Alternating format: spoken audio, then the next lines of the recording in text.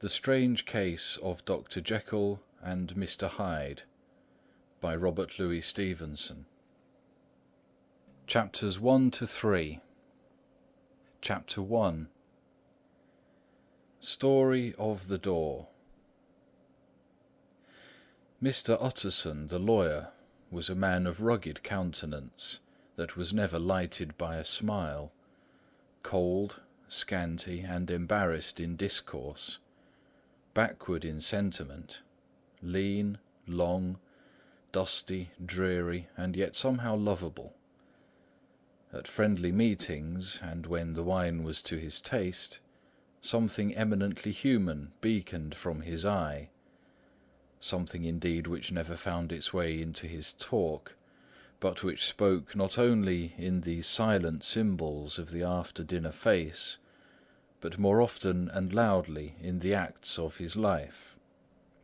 He was austere with himself, drank gin when he was alone, to mortify a taste for vintages, and though he enjoyed the theatre, had not crossed the doors of one for 20 years. But he had an approved tolerance for others, sometimes wondering, almost with envy, at the high pressure of spirits involved in their misdeeds, and in any extremity inclined to help rather than to reprove. "I incline to Cain's heresy," he used to say quaintly. "I let my brother go to the devil in his own way." In this character, it was frequently his fortune to be the last reputable acquaintance and the last good influence in the lives of down-going men. And to such as these, so long as they came about his chambers, he never marked a shade of change in his demeanour. No doubt the feat was easy to Mr. Utterson, for he was undemonstrative at the best, and even his friendships seemed to be founded in a similar catholicity of good nature. It is the mark of a modest man to accept his friendly circle ready-made from the hands of opportunity, and that was the lawyer's way. His friends were those of his own blood, or those whom he had known the longest. His affections, like ivy, were the growth of time; they implied no aptness in the object. Hence, no doubt, the bond that united him to Mr. Richard Enfield, his distant kinsman, the well-known man about town. It was a nut to crack for many, what these two could see in each other, or what subject they could find in common. It was reported by those who encountered them in their Sunday walks, that they said nothing, looked singularly dull, and would hail with obvious relief the appearance of a friend. For all that, the two men put the greatest store by these excursions, counted them the chief jewel of each week, and not only set aside occasions of pleasure, but even resisted the calls of business, that they might enjoy them uninterrupted. It chanced on one of these rambles that their way led them down a by-street in a busy quarter of London. The street was small and what is called quiet, but it drove a thriving trade on the weekdays. The inhabitants were all doing well, it seemed, and all emulously hoping to do better still, and laying out the surplus of their gains in coquetry, so that the shop fronts stood along that thoroughfare with an air of invitation, like rows of smiling saleswomen.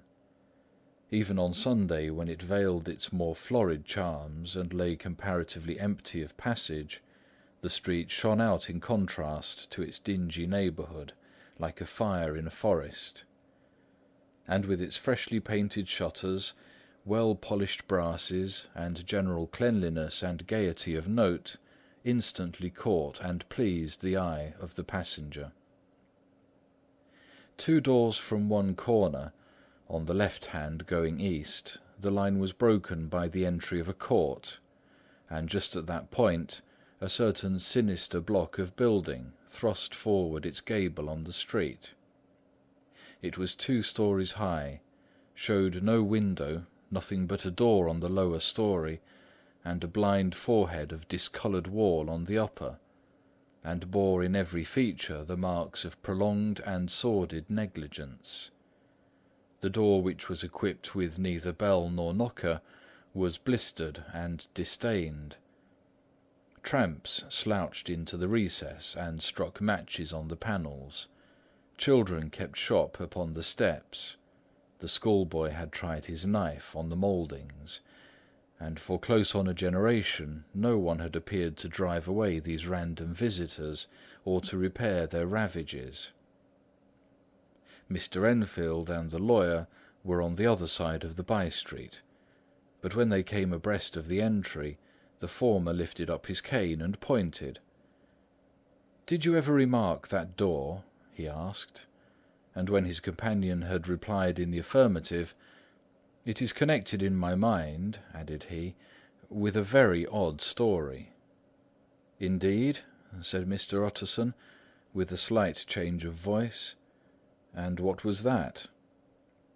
"Well, it was this way," returned Mr. Enfield. "I was coming home from some place at the end of the world, about 3 o'clock of a black winter morning, and my way lay through a part of town where there was literally nothing to be seen but lamps. Street after street, and all the folks asleep. Street after street, all lighted up as if for a procession, and all as empty as a church. Till at last I got into that state of mind when a man listens and listens, and begins to long for the sight of a policeman. All at once I saw two figures, one a little man who was stumping along eastward at a good walk, and the other a girl of maybe 8 or 10, who was running as hard as she was able down a cross-street. Well, sir, the two ran into one another, naturally enough, at the corner, and then came the horrible part of the thing, for the man trampled calmly over the girl's body and left her screaming on the ground. It sounds nothing to hear, but it was hellish to see. It wasn't like a man, it was like some damned juggernaut. I gave a view hallo, took to my heels, collared my gentleman, and brought him back to where there was already quite a group about the screaming child. He was perfectly cool and made no resistance, but gave me one look so ugly that it brought out the sweat on me like running. The people who'd turned out were the girl's own family, and pretty soon the doctor, for whom she'd been sent, put in his appearance. Well, the child was not much the worse, more frightened, according to the sawbones, and there you might have supposed would be an end to it. But there was one curious circumstance. I had taken a loathing to my gentleman at first sight. So had the child's family, which was only natural. But the doctor's case was what struck me. He was the usual cut-and-dry apothecary, of no particular age and colour, with a strong Edinburgh accent, and about as emotional as a bagpipe. Well, sir, he was like the rest of us. Every time he looked at my prisoner, I saw that Sawbones turn sick and white with the desire to kill him.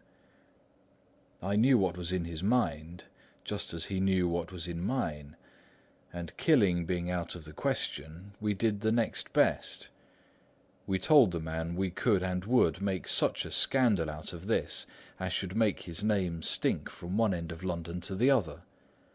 If he had any friends or any credit, we undertook that he should lose them. And all the time, as we were pitching it in red hot, we were keeping the women off him as best we could, for they were as wild as harpies.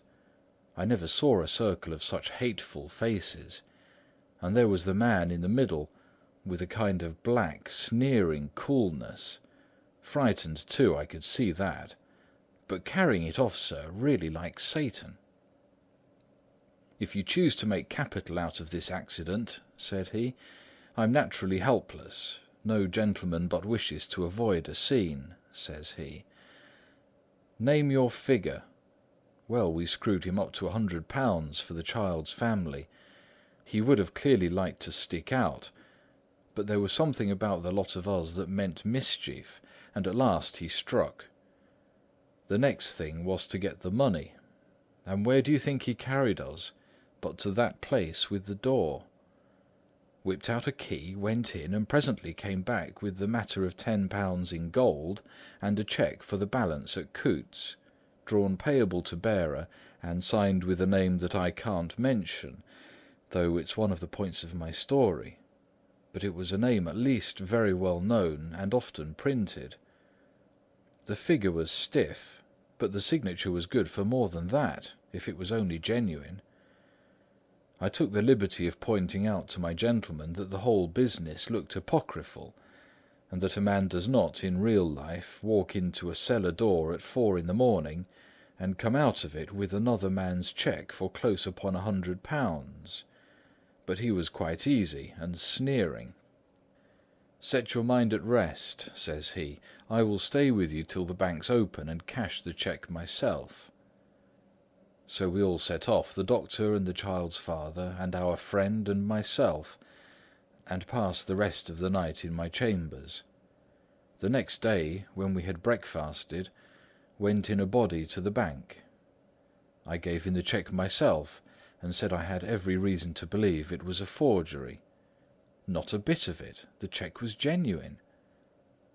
"Tut, tut," said Mr. Utterson. "I see you feel as I do," said Mr. Enfield. "Yes, it's a bad story, for my man was a fellow that nobody could have to do with, a really damnable man.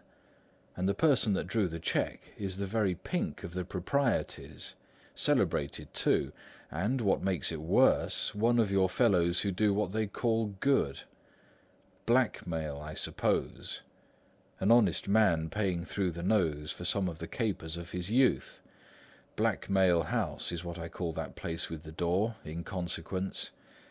Though even that, you know, is far from explaining all," he added, and with the words fell into a vein of musing. From this he was recalled by Mr. Utterson asking rather suddenly, "And you don't know if the drawer of the cheque lives there?" "A likely place, isn't it?" returned Mr. Enfield. "But I happen to have noticed his address. He lives in some square or other." "And you never asked about the place with the door?" said Mr. Utterson. "No, sir, I had a delicacy," was the reply. "I feel very strongly about putting questions. It partakes too much of the style of the Day of Judgment. You start a question, and it's like starting a stone. You sit quietly on the top of a hill, and away the stone goes, starting others, and presently some bland old bird, the last you would have thought of, is knocked on the head in his own back garden, and the family have to change their name. No, sir, I make it a rule of mine, the more it looks like Queer Street, the less I ask." "A very good rule, too," said the lawyer. "But I have studied the place for myself," continued Mr. Enfield. "It seems scarcely a house.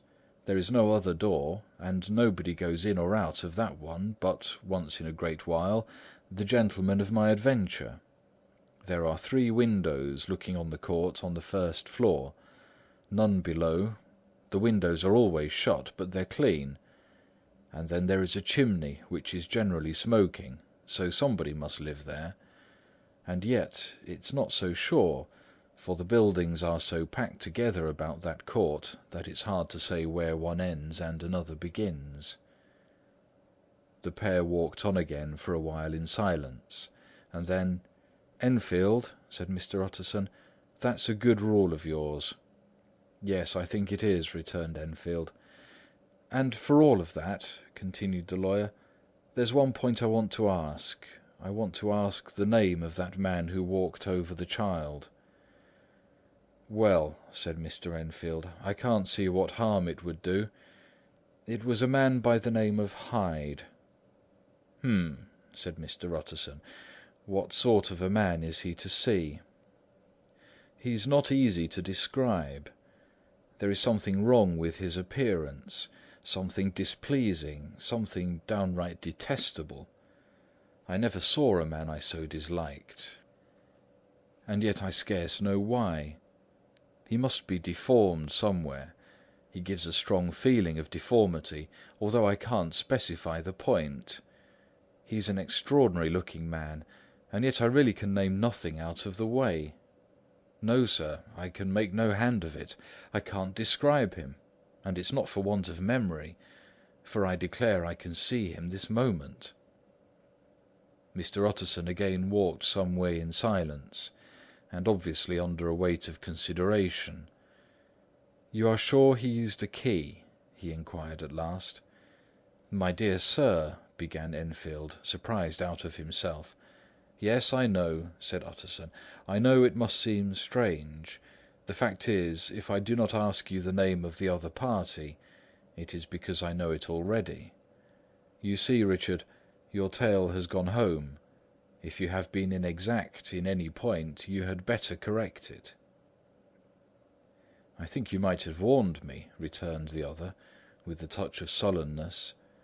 "But I've been pedantically exact, as you call it. The fellow had a key, and what's more, he has it still. I saw him use it not a week ago."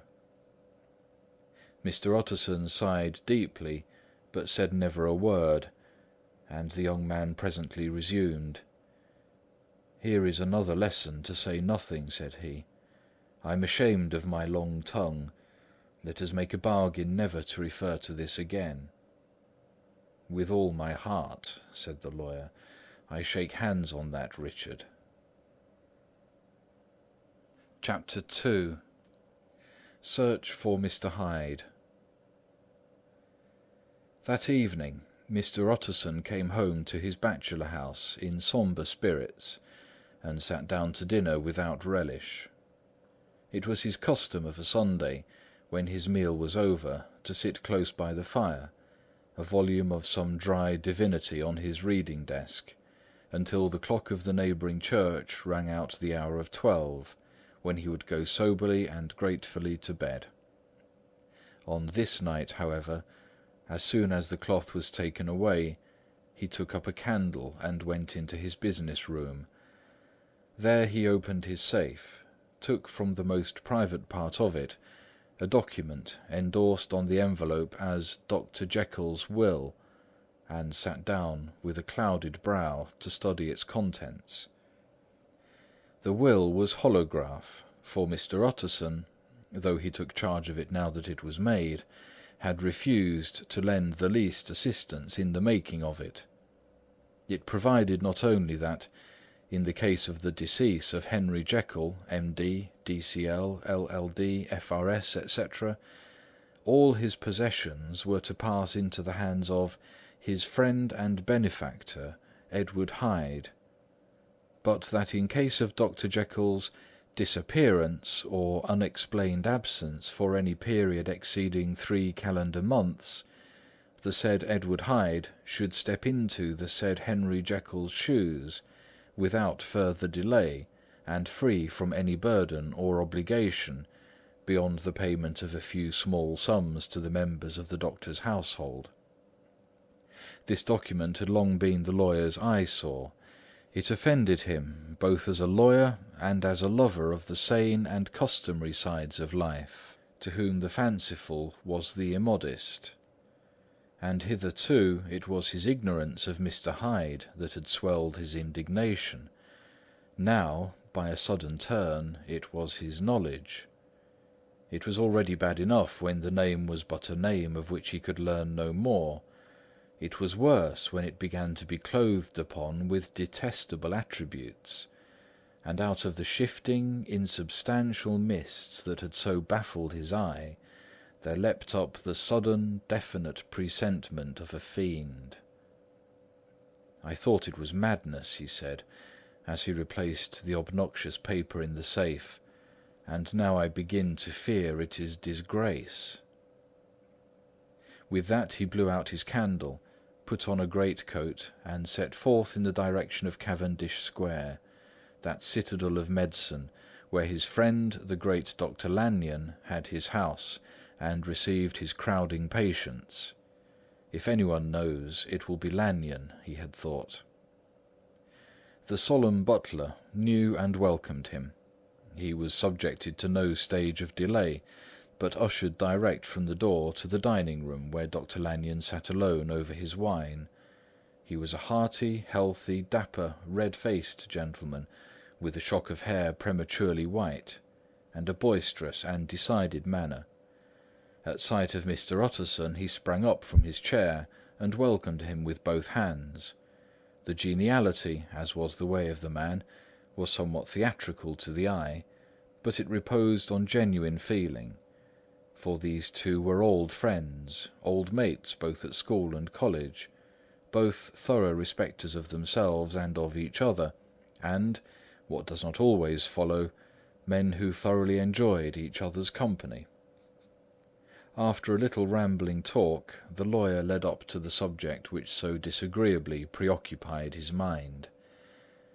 "I suppose, Lanyon," he said, "you and I must be the two oldest friends that Henry Jekyll has." "I wish the friends were younger," chuckled Dr. Lanyon, "but I suppose we are. And what of that? I see little of him now." "Indeed?" said Utterson. "I thought you had a bond of common interest." "We had," was the reply, "but it is more than 10 years since Henry Jekyll became too fanciful for me. He began to go wrong in the mind, and though of course I continue to take an interest in him, for old sake's sake, as they say, I see and have seen devilish little of the man. Such unscientific balderdash," added the doctor, flushing suddenly purple, "would have estranged Damon and Pythias." This little spirit of temper was somewhat of a relief to Mr. Utterson. They have only differed on some point of science, he thought, and being a man of no scientific passions, except in the matter of conveyancing, he even added, "It is nothing worse than that." He gave his friend a few seconds to recover his composure, and then approached the question he had come to put. "Did you ever come across a protégé of his, one Hyde?" he asked. "Hyde?" repeated Lanyon. "No, never heard of him. Since my time." That was the amount of information that the lawyer carried back with him to the great dark bed on which he tossed to and fro, until the small hours of the morning began to grow large. It was a night of little ease to his toiling mind, toiling in mere darkness and besieged by questions. 6 o'clock struck on the bells of the church that was so conveniently near to Mr. Utterson's dwelling, and still he was digging at the problem. Hitherto it had touched him on the intellectual side alone, but now his imagination also was engaged, or rather enslaved, and as he lay and tossed in the gross darkness of the night and the curtained room, Mr. Enfield's tale went by before his mind in a scroll of lighted pictures. He would be aware of the great field of lamps of a nocturnal city, then of the figure of a man walking swiftly, then of a child running from the doctor's, and then these met, and that human juggernaut trod the child down and passed on regardless of her screams. Or else he would see a room in a rich house where his friend lay asleep, dreaming and smiling at his dreams, and then the door of that room would be opened, the curtains of the bed plucked apart, the sleeper recalled, and lo, there would stand by his side a figure to whom power was given, and even at that dead hour he must rise and do its bidding. The figure in these two phases haunted the lawyer all night, and if at any time he dozed over, it was but to see it glide more stealthily through sleeping houses, or move the more swiftly and still the more swiftly, even to dizziness, through wider labyrinths of lamp-lighted city, and at every street corner crush a child and leave her screaming. And still the figure had no face by which he might know it. Even in his dreams it had no face, or one that baffled him and melted before his eyes. And thus it was that there sprang up and grew apace in the lawyer's mind a singularly strong, almost an inordinate curiosity to behold the features of the real Mr. Hyde. If he could but once set his eyes on him, he thought the mystery would lighten and perhaps roll away altogether, as was the habit of mysterious things when well examined. He might see a reason for his friend's strange preference or bondage, call it which you please, and even for the startling clauses of the will, and at least it would be a face worth seeing, the face of a man who was without bowels of mercy, a face which had but to show itself to raise up in the mind of the unimpressionable Enfield a spirit of enduring hatred. From that time forward, Mr. Utterson began to haunt the door in the by-street of shops. In the morning before office hours, at noon when business was plenty and time scarce, at night under the face of the fogged city moon, by all lights and at all hours of solitude or concourse, the lawyer was to be found on his chosen post. If he be Mr. Hyde, he had thought, I shall be Mr. Seek. And at last his patience was rewarded. It was a fine dry night, frost in the air, the streets as clean as a ballroom floor, the lamps unshaken by any wind, drawing a regular pattern of light and shadow. By 10 o'clock, when the shops were closed, the by-street was very solitary, and, in spite of the low growl of London from all around, very silent. Small sounds carried far. Domestic sounds out of the houses were clearly audible on either side of the roadway, and the rumour of the approach of any passenger preceded him by a long time. Mr. Utterson had been some minutes at his post, when he was aware of an odd, light footstep drawing near. In the course of his nightly patrols, he had long grown accustomed to the quaint effect with which the footfalls of a single person, while he is still a great way off, suddenly spring out distinct from the vast hum and clatter of the city. Yet his attention had never before been so sharply and decisively arrested, and it was with a strong superstitious prevision of success that he withdrew into the entry of the court. The steps drew swiftly nearer, and swelled out suddenly louder as they turned the end of the street. The lawyer, looking forth from the entry, could soon see what manner of man he had to deal with. He was small and very plainly dressed, and the look of him, even at that distance, went somehow strongly against the watcher's inclination. But he made straight for the door, crossing the roadway to save time, and as he came he drew a key from his pocket like one approaching home. Mr. Utterson stepped out and touched him on the shoulder as he passed. "Mr. Hyde, I think." Mr. Hyde shrank back with a hissing intake of the breath, but his fear was only momentary, and though he did not look the lawyer in the face, he answered coolly enough, "That is my name. What do you want?" "I see you are going in," returned the lawyer. "I am an old friend of Dr. Jekyll's, Mr. Utterson of Gaunt Street. You must have heard my name, and meeting you so conveniently, I thought you might admit me." "You will not find Dr. Jekyll. He is from home," replied Mr. Hyde, blowing in the key. And then suddenly, but still without looking up, "How do you know me?" he asked. "On your side," said Mr. Utterson. "Will you do me a favour?" "With pleasure," replied the other. "What shall it be?" "Will you let me see your face?" said the lawyer. Mr. Hyde appeared to hesitate, and then, as if upon some sudden reflection, fronted about with an air of defiance, and the pair stared at each other pretty fixedly for a few seconds. "Now I shall know you again," said Mr. Utterson. "It may be useful." "Yes," returned Mr. Hyde. "It is as well we have met, and apropos, you should have my address." And he gave a number of a street in Soho.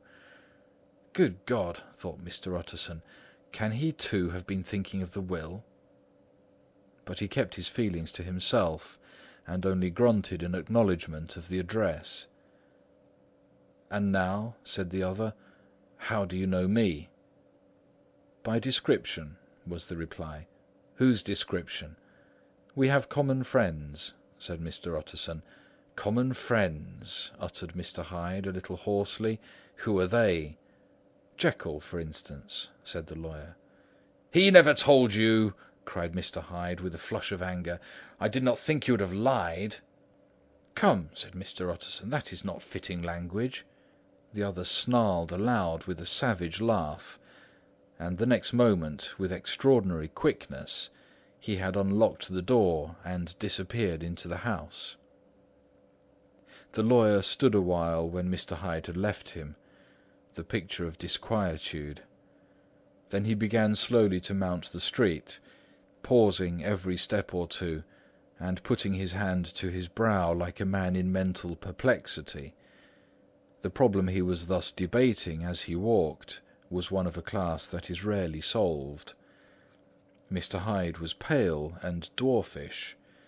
He gave an impression of deformity without any nameable malformation. He had a displeasing smile. He had borne himself to the lawyer with a sort of murderous mixture of timidity and boldness, and he spoke with a husky, whispering, and somewhat broken voice. All these were points against him, but not all of these together could explain the hitherto unknown disgust, loathing, and fear with which Mr. Utterson regarded him. "There must be something else," said the perplexed gentleman. "There is something more, if I could find a name for it. God bless me, the man seems hardly human. Something troglodytic, shall we say? Or can it be the old story of Dr. Fell? Or is it the mere radiance of a foul soul that thus transpires through and transfigures its clay continent? The last, I think. For oh, my poor old Harry Jekyll, if ever I read Satan's signature upon a face, it is on that of your new friend." Round the corner from the by-street there was a square of ancient, handsome houses, now for the most part decayed from their high estate, and let in flats and chambers to all sorts and conditions of men: map-engravers, architects, shady lawyers, and the agents of obscure enterprises. One house, however, second from the corner, was still occupied entire, and at the door of this, which wore a great air of wealth and comfort, though it was now plunged in darkness except for the fanlight, Mr. Utterson stopped and knocked. A well-dressed elderly servant opened the door. "Is Dr. Jekyll at home, Poole?" asked the lawyer. "I will see, Mr. Utterson," said Poole, admitting the visitor as he spoke into a large, low-roofed, comfortable hall, paved with flags, warmed, after the fashion of a country house, by a bright open fire, and furnished with costly cabinets of oak. "Will you wait here by the fire, sir, or shall I give you a light in the dining-room?" "Here, thank you," said the lawyer, and he drew near and leaned on the tall fender.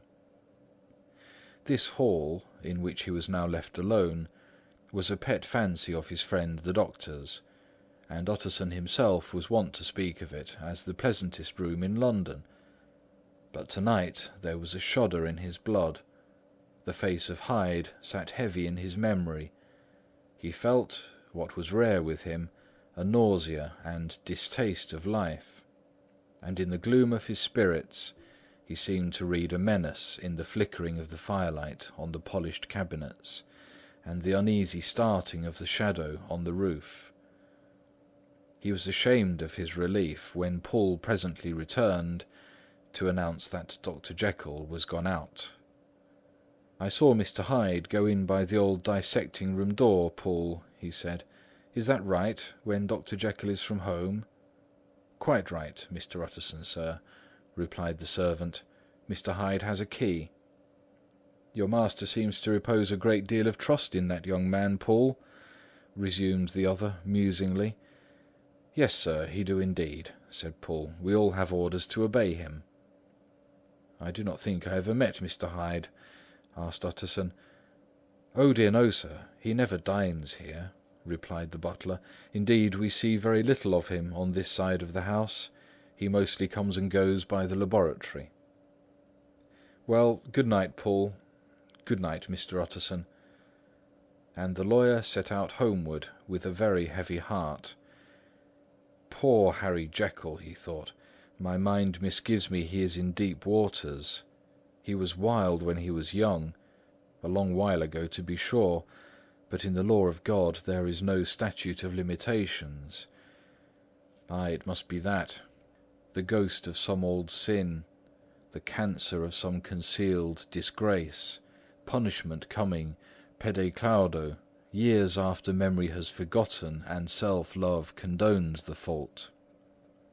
And the lawyer, scared by the thought, brooded awhile on his own past, groping in all the corners of memory, lest by chance some jack-in-the-box of an old iniquity should leap to light there. His past was fairly blameless.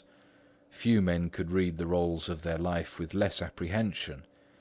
Yet he was humbled to the dust by the many ill things he had done, and raised up again into a sober and fearful gratitude by the many that he had come so near to doing, yet avoided.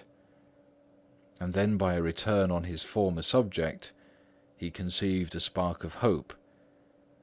This Mr. Hyde, if he were studied, thought he, must have secrets of his own, black secrets by the look of him, secrets compared to which poor Jekyll's worst would be like sunshine. Things cannot continue as they are. It turns me cold to think of this creature stealing like a thief to Harry's bedside. Poor Harry, what awakening! And the danger of it. For if this Hyde suspects the existence of the will, he may grow impatient to inherit. Ay, I must put my shoulder to the wheel, if Jekyll will but let me, he added. If Jekyll will only let me. For once more he saw before his mind's eye, as clear as a transparency, the strange clauses of the will. Chapter 3. Dr. Jekyll was quite at ease. A fortnight later, by excellent good fortune, the doctor gave one of his pleasant dinners to some 5 or 6 old cronies, all intelligent, reputable men, and all judges of good wine, and Mr. Utterson so contrived that he remained behind after the others had departed.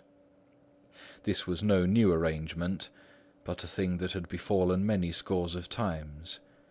Where Utterson was liked, he was liked well. Hosts loved to detail the dry lawyer, when the light-hearted and the loose-tongued had already their foot on the threshold. They liked to sit awhile in his unobtrusive company, practising for solitude, sobering their minds in the man's rich silence after the expense and strain of gaiety. To this rule Dr. Jekyll was no exception, and as he now sat on the opposite side of the fire, a large, well-made, smooth-faced man of 50, with something of a slyish cast perhaps, but every mark of capacity and kindness, you could see by his looks that he cherished Mr. Utterson a sincere and warm affection. "I've been wanting to speak to you, Jekyll," began the latter. "You know that will of yours?" A close observer might have gathered that the topic was distasteful, but the doctor carried it off gaily. "My poor Utterson," he said, "you are unfortunate in such a client. I never saw a man so distressed as you were by my will, unless it were that hide-bound pedant Lanyon at what he called my scientific heresies. Oh, I know he's a good fellow, you needn't frown, an excellent fellow, and I always mean to see more of him. But a hide-bound pedant for all that, an ignorant, blatant pedant. I was never more disappointed in any man than Lanyon." "You know I never approved of it," pursued Utterson, ruthlessly disregarding the fresh topic. "My will? Yes, certainly, I know that," said the doctor, a trifle sharply. "You told me so." "Well, I tell you so again," continued the lawyer. "I have been learning something of young Hyde." The large, handsome face of Dr. Jekyll grew pale to the very lips, and there came a blackness about his eyes. "I do not care to hear more," said he. "This is a matter I thought we had agreed to stop." "What I heard was abominable," said Utterson. "It can make no change. You do not understand my position," returned the doctor, with a certain incoherency of manner. "I'm painfully situated, Utterson. My position is a very strange one. It is one of those affairs that cannot be mended by talking." "Jekyll," said Utterson, "you know me. I'm a man to be trusted. Make a clean breast of this in confidence, and I make no doubt I can get you out of it." "My good Utterson," said the doctor, "this is very good of you. This is downright good of you, and I cannot find words to thank you in. I believe you fully. I would trust you before any man alive, aye, before myself, if I could make the choice. But indeed it isn't what you fancy. It is not so bad as that, and just to put your good heart at rest, I will tell you one thing. The moment I choose, I can be rid of Mr. Hyde. I give you my hand upon that, and I thank you again and again. And I will just add one little word, Utterson, that I'm sure you'll take in good part. This is a private matter, and I beg of you to let it sleep." Utterson reflected a little, looking in the fire. "I have no doubt you are perfectly right," he said at last, getting to his feet. "Well, but since we have touched upon the business, and for the last time, I hope," continued the doctor, "there is one point I should like you to understand. I have really a very great interest in poor Hyde. I know you have seen him. He told me so, and I fear he was rude. But I do sincerely take a very great interest in that young man. And if I am taken away, Utterson, I wish you to promise me that you will bear with him and get his rights for him. I think you would, if you knew all, and it would be a weight off my mind if you would promise." "I can't promise that I shall ever like him," said the lawyer. "I don't ask that," pleaded Jekyll, laying his hand upon the other's arm. "I ask only for justice. I only ask you to help him for my sake, when I am no longer here." Utterson heaved an irrepressible sigh. "Well," he said, "I promise." The end of chapter 3. Chapters 4 to 7. Chapter 4. The Carew Murder Case. Nearly a year later, in the month of October 18-something, London was startled by a crime of singular ferocity, and rendered all the more notable by the high position of the victim. The details were few and startling. A maidservant living alone in a house not far from the river had gone upstairs to bed about 11.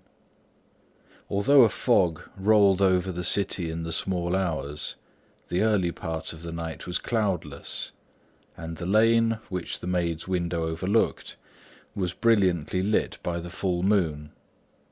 It seems she was romantically given, for she sat down upon her box, which stood immediately under the window, and fell into a dream of musing.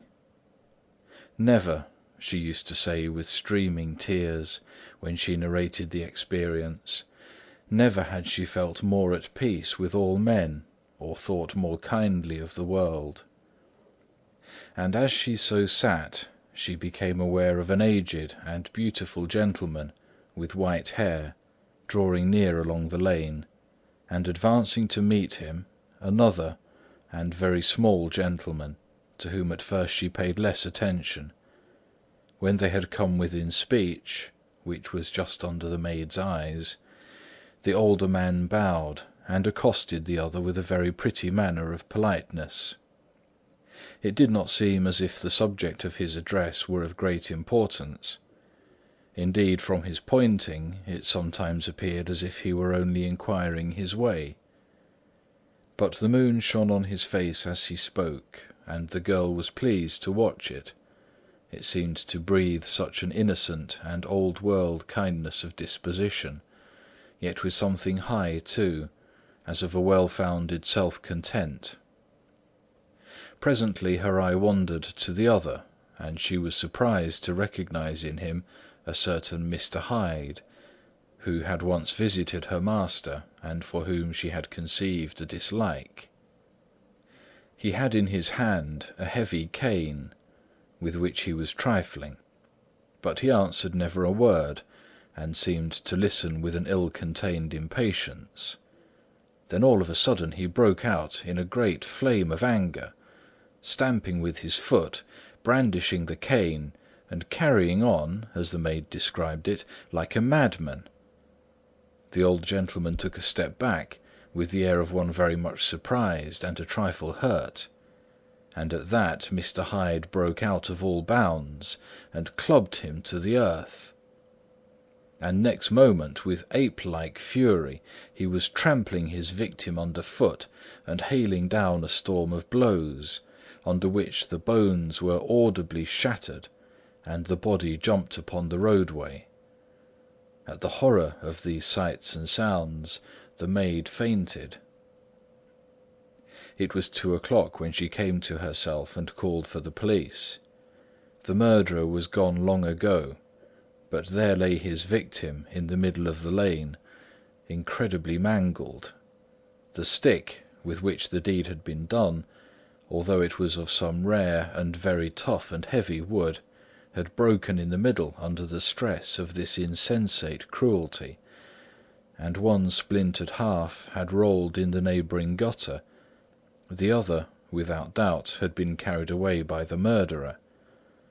A purse and a gold watch were found upon the victim, but no cards or papers, except a sealed and stamped envelope, which he had been probably carrying to the post, and which bore the name and address of Mr. Utterson. This was brought to the lawyer the next morning, before he was out of bed, and he had no sooner seen it and been told the circumstances than he shot out a solemn lip. "I shall say nothing till I have seen the body," said he. "This may be very serious. Have the kindness to wait while I dress." And with the same grave countenance he hurried through his breakfast and drove to the police station, whither the body had been carried. As soon as he came into the cell, he nodded. "Yes," said he, "I recognise him. I am sorry to say that this is Sir Danvers Carew." "Good God, sir!" exclaimed the officer. "Is it possible?" And the next moment his eye lighted up with professional ambition. "This will make a deal of noise," he said, "and perhaps you can help us to the man." And he briefly narrated what the maid had seen, and showed the broken stick. Mr. Utterson had already quailed at the name of Hyde, but when the stick was laid before him he could doubt no longer. Broken and battered as it was, he recognised it for one that he had himself presented many years before to Henry Jekyll. "Is this Mr. Hyde a person of small stature?" he inquired. "Particularly small and particularly wicked-looking is what the maid calls him," said the officer. Mr. Utterson reflected, and then, raising his head, "If you will come with me in my cab," he said, "I think I can take you to his house." It was by this time about 9 in the morning, and the first fog of the season. A great chocolate-coloured pall lowered over heaven, but the wind was continually charging and routing these embattled vapours, so that as the cab crawled from street to street, Mr. Utterson beheld a marvellous number of degrees and hues of twilight. For here it would be dark like the back end of evening, and there would be a glow of a rich lurid brown, like the light of some strange conflagration, and here, for a moment, the fog would be quite broken up, and a haggard shaft of daylight would glance in between the swirling wreaths. The dismal quarter of Soho, seen under these changing glimpses, with its muddy ways and slatternly passengers, and its lamps which had never been extinguished, or had been kindled afresh to combat this mournful re-invasion of darkness, seemed, in the lawyer's eyes, like a district of some city in a nightmare. The thoughts of his mind, besides, were of the gloomiest dye, and when he glanced at the companion of his drive, he was conscious of some touch of that terror of the law and the law's officers which may at times assail the most honest. As the cab drew up before the address indicated, the fog lifted a little and showed him a dingy street, a gin palace, a low French eating-house, a shop for the retail of penny numbers and twopenny salads, many ragged children huddled in the doorways, and many women of many different nationalities passing out key in hand to have a morning glass; and the next moment the fog settled down again upon that part, as brown as umber, and cut him off from his blackguardly surroundings. This was the home of Henry Jekyll's favourite, of a man who was heir to 250,000 sterling. An ivory-faced and silvery-haired old woman opened the door. She had an evil face, smoothed by hypocrisy, but her manners were excellent. Yes, she said, this was Mr. Hyde's, but he was not at home. He had been in that night very late, but had gone away again in less than an hour. There was nothing strange in that. His habits were very irregular, and he was often absent. For instance, it was nearly 2 months since she had seen him till yesterday. "Very well, then. We wish to see his rooms," said the lawyer. And when the woman began to declare it was impossible, "I had better tell you who this person is," he added. "This is Inspector Newcomen of Scotland Yard." A flash of odious joy appeared upon the woman's face. "Ah," said she, "he's in trouble. What has he done?" Mr. Utterson and the inspector exchanged glances. "He don't seem a very popular character," observed the latter. "And now, my good woman, just let me and this gentleman have a look about us."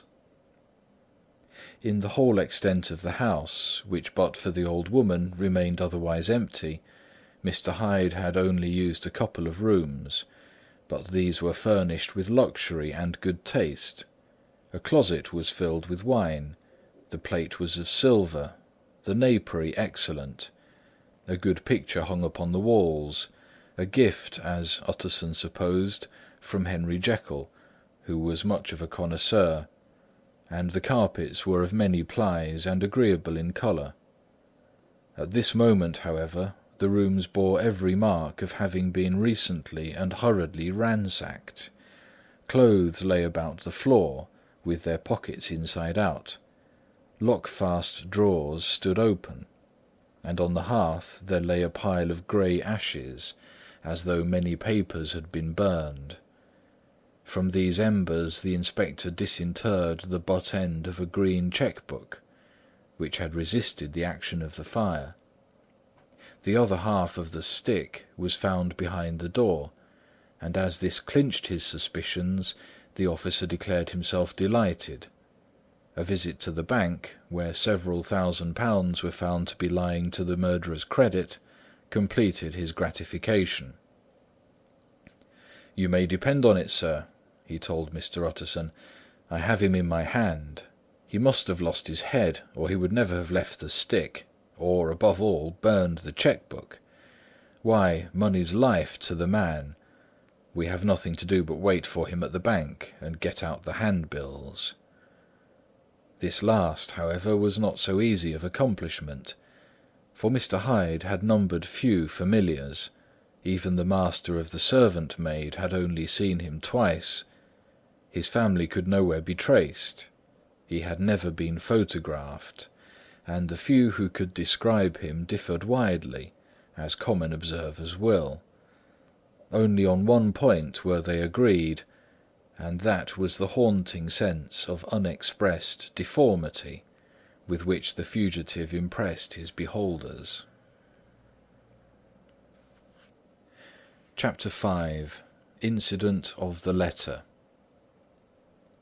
It was late in the afternoon when Mr. Utterson found his way to Dr. Jekyll's door, where he was at once admitted by Poole, and carried down by the kitchen offices and across a yard which had once been a garden, to the building which was indifferently known as the laboratory or the dissecting rooms.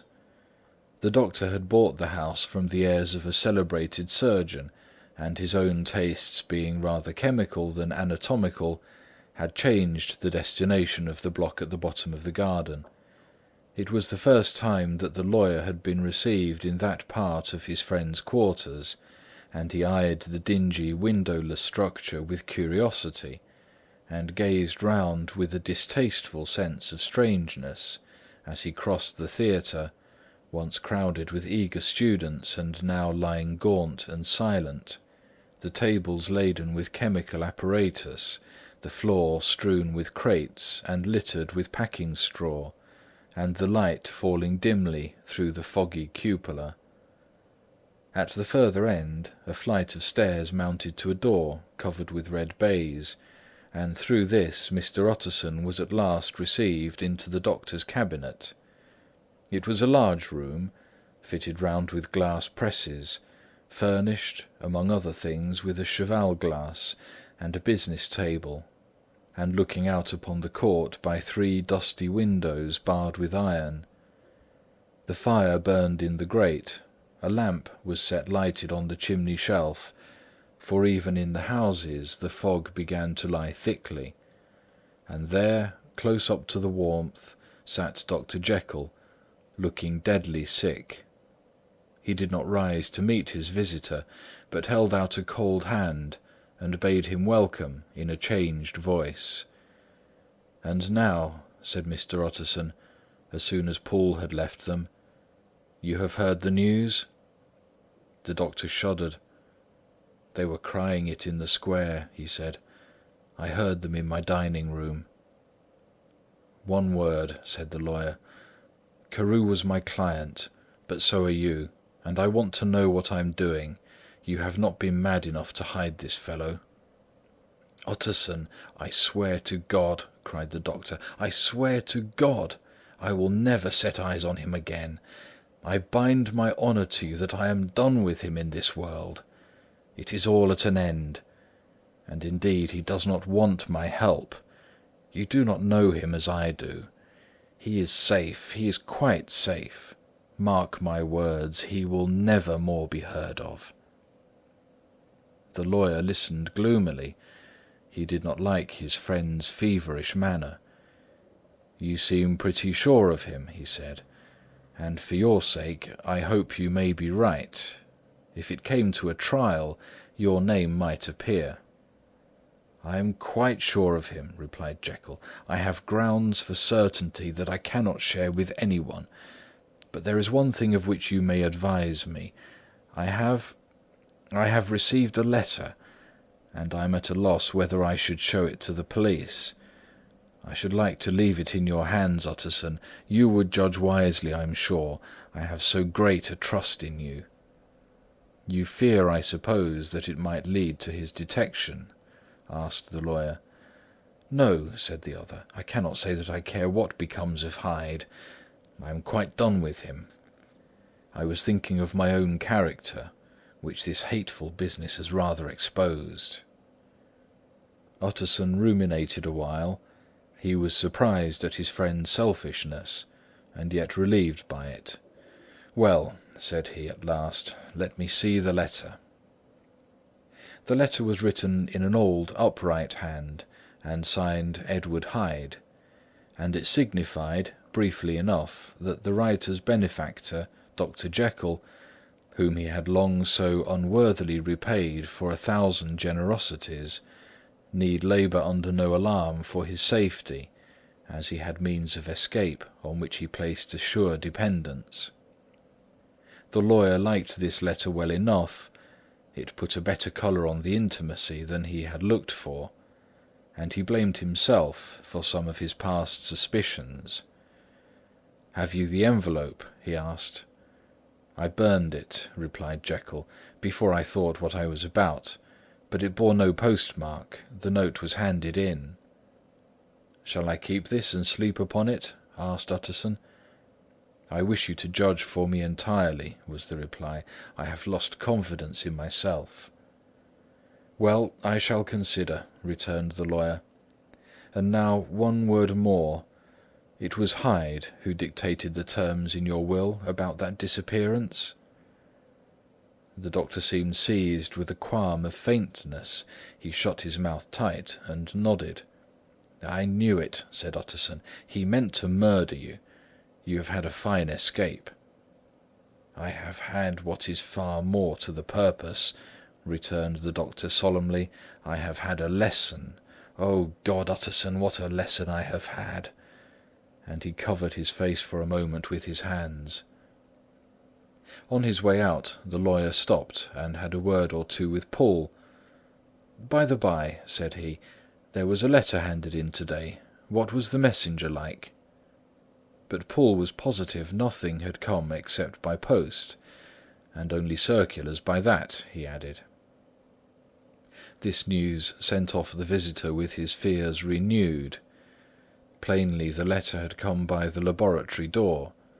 Possibly, indeed, it had been written in the cabinet, and if that were so, it must be differently judged, and handled with the more caution. The newsboys, as he went, were crying themselves hoarse along the footways. "Special edition! Shocking murder of an MP!" That was the funeral oration of one friend and client, and he could not help a certain apprehension lest the good name of another should be sucked down in the eddy of the scandal. It was, at least, a ticklish decision that he had to make, and self-reliant as he was by habit, he began to cherish a longing for advice. It was not to be had directly, but perhaps, he thought, it might be fished for. Presently after, he sat on one side of his own hearth, with Mr. Guest, his head clerk, upon the other, and midway between, at a nicely calculated distance from the fire, a bottle of a particular old wine that had long dwelt unsunned in the foundations of his house. The fog still slept on the wing above the drowned city, where the lamps glimmered like carbuncles, and through the muffle and smother of these fallen clouds the procession of the town's life was still rolling in through the great arteries with a sound as of a mighty wind. But the room was gay with firelight. In the bottle the acids were long ago resolved. The imperial dye had softened with time, as the colour grows richer in stained windows, and the glow of hot autumn afternoons on hillside vineyards was ready to be set free and to disperse the fogs of London. Insensibly the lawyer melted. There was no man from whom he kept fewer secrets than Mr. Guest, and he was not always sure that he kept as many as he meant. Guest had often been on business to the doctor's. He knew Poole. He could scarcely have failed to hear of Mr. Hyde's familiarity about the house. He might draw conclusions. Was it not as well, then, that he should see a letter which put that mystery to rights? And above all, since Guest, being a great student and critic of handwriting, would consider the step natural and obliging. The clerk, besides, was a man of counsel. He would scarce read so strange a document without dropping a remark, and by that remark Mr. Utterson might shape his future course. "This is a sad business about Sir Danvers," he said. "Yes, sir, indeed. It has elicited a great deal of public feeling," returned Guest. "The man, of course, was mad." "I should like to hear your views on that," replied Utterson. "I have a document here in his handwriting. It is between ourselves, for I scarce knew what to do about it. It is an ugly business at the best. But there it is, quite in your way, a murderer's autograph." Guest's eyes brightened, and he sat down at once and studied it with passion. "No, sir," he said, "not mad. But it is an odd hand." "And by all accounts a very odd writer," added the lawyer. Just then the servant entered with a note. "Is that from Dr. Jekyll, sir?" inquired the clerk. "I thought I knew the writing. Anything private, Mr. Utterson?" "Only an invitation to dinner. Why, do you want to see it?" "One moment. I thank you, sir." And the clerk laid the 2 sheets of paper alongside, and sedulously compared their contents.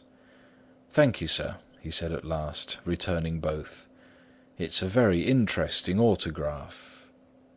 There was a pause, during which Mr. Utterson struggled with himself. "Why did you compare them, Guest?" he inquired suddenly.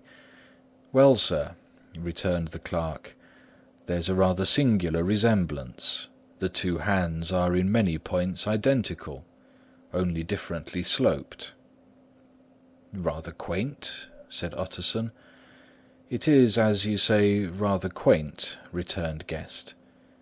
"I wouldn't speak of this note, you know," said the master. "No, sir," said the clerk, "I understand." But no sooner was Mr. Utterson alone that night than he locked the note into his safe, where it reposed from that time forward. "What," he thought, "Henry Jekyll forge for a murderer!" And his blood ran cold in his veins. Chapter 6. Remarkable Incident of Dr. Lanyon. Time ran on. Thousands of pounds were offered in reward, for the death of Sir Danvers was resented as a public injury. But Mr. Hyde had disappeared out of the ken of the police as though he had never existed. Much of his past was unearthed, indeed, and all disreputable. Tales came out of the man's cruelty, at once so callous and violent, of his vile life, of his strange associates, of the hatred that seemed to have surrounded his career, but of his present whereabouts not a whisper. From the time he had left the house in Soho on the morning of the murder, he was simply blotted out, and gradually, as time drew on, Mr. Utterson began to recover from the hotness of his alarm, and to grow more at quiet with himself. The death of Sir Danvers was, to his way of thinking, more than paid for by the disappearance of Mr. Hyde. Now that that evil influence had been withdrawn, a new life began for Dr. Jekyll. He came out of his seclusion, renewed relations with his friends, became once more their familiar guest and entertainer, and whilst he had always been known for charities, he was now no less distinguished for religion. He was busy, he was much in the open air, he did good, his face seemed to open and brighten, as if with an inward consciousness of service, and for more than 2 months the doctor was at peace. On the 8th of January, Utterson had dined at the doctor's with a small party. Lanyon had been there, and the face of the host had looked from one to the other, as in the old days when the trio were inseparable friends. On the 12th, and again on the 14th, the door was shut against the lawyer. The doctor was confined to the house, Paul said, and saw no one. On the 15th he tried again, and was again refused, and having now been used for the last 2 months to see his friend almost daily, he found this return of solitude to weigh upon his spirits. The 5th night he had in Guest to dine with him, and the 6th he betook himself to Dr. Lanyon's. There at least he was not denied admittance, but when he came in he was shocked at the change which had taken place in the doctor's appearance. He had his death warrant written legibly upon his face. The rosy man had grown pale, his flesh had fallen away, he was visibly balder and older, and yet it was not so much these tokens of a swift physical decay that arrested the lawyer's notice, as a look in the eye and quality of manner that seemed to testify to some deep-seated terror of the mind. It was unlikely that the doctor should fear death, and yet that was what Utterson was tempted to suspect. Yes, he thought, he is a doctor, he must know his own state, and that his days are counted, and the knowledge is more than he can bear. And yet when Utterson remarked on his ill looks, it was with an air of great firmness that Lanyon declared himself a doomed man. "I have had a shock," he said, "and I shall never recover. It is a question of weeks. Well, life has been pleasant. I liked it. Yes, sir, I used to like it. I sometimes think if we knew all, we should be more glad to get away." "Jekyll is ill too," observed Utterson. "Have you seen him?" But Lanyon's face changed, and he held up a trembling hand. "I wish to see or hear no more of Dr. Jekyll," he said in a loud, unsteady voice. "I am quite done with that person, and I beg that you will spare me any allusion to one whom I regard as dead." "Tut, tut," said Mr. Utterson; and then after a considerable pause, "Can't I do anything?" he inquired. "We are three very old friends, Lanyon. We shall not live to make others." "Nothing can be done," returned Lanyon. "Ask himself." "He will not see me," said the doctor. "I'm not surprised at that," was the reply. "Some day, Utterson, after I am dead, you may perhaps come to learn the right and wrong of this. I cannot tell you. And in the meantime, if you can sit and talk with me of other things, for God's sake stay and do so. But if you cannot keep clear of this accursed topic, then, in God's name, go, for I cannot bear it." As soon as he got home, Utterson sat down and wrote to Jekyll, complaining of his exclusion from the house and asking the cause of this unhappy break with Lanyon; and the next day brought him a long answer, often very pathetically worded, and sometimes darkly mysterious in drift. The quarrel with Lanyon was incurable. "I do not blame our old friend," Jekyll wrote, "but I share his view that we must never meet. I mean from henceforth to lead a life of extreme seclusion. You must not be surprised, nor must you doubt my friendship, if my door is often shut even to you. You must suffer me to go my own dark way. I have brought on myself a punishment and a danger that I cannot name. If I am the chief of sinners, I am the chief of sufferers also. I could not think that this earth contained a place for sufferings and terrors so unmanning. And you can do but one thing, Utterson, to lighten this destiny, and that is to respect my silence." Utterson was amazed. The dark influence of Hyde had been withdrawn. The doctor had returned to his old tasks and amities. A week ago the prospect had smiled with every promise of a cheerful and an honoured age, and now in a moment friendship and peace of mind and the whole tenor of his life were wrecked. So great and unprepared a change pointed to madness, but in view of Lanyon's manner and words, there must lie for it some deeper ground. A week afterwards Dr. Lanyon took to his bed, and in something less than a fortnight he was dead. The night after the funeral, at which he had been sadly affected, Utterson locked the door of his business room, and sitting there by the light of a melancholy candle, drew out and set before him an envelope addressed by the hand and sealed with the seal of his dear friend.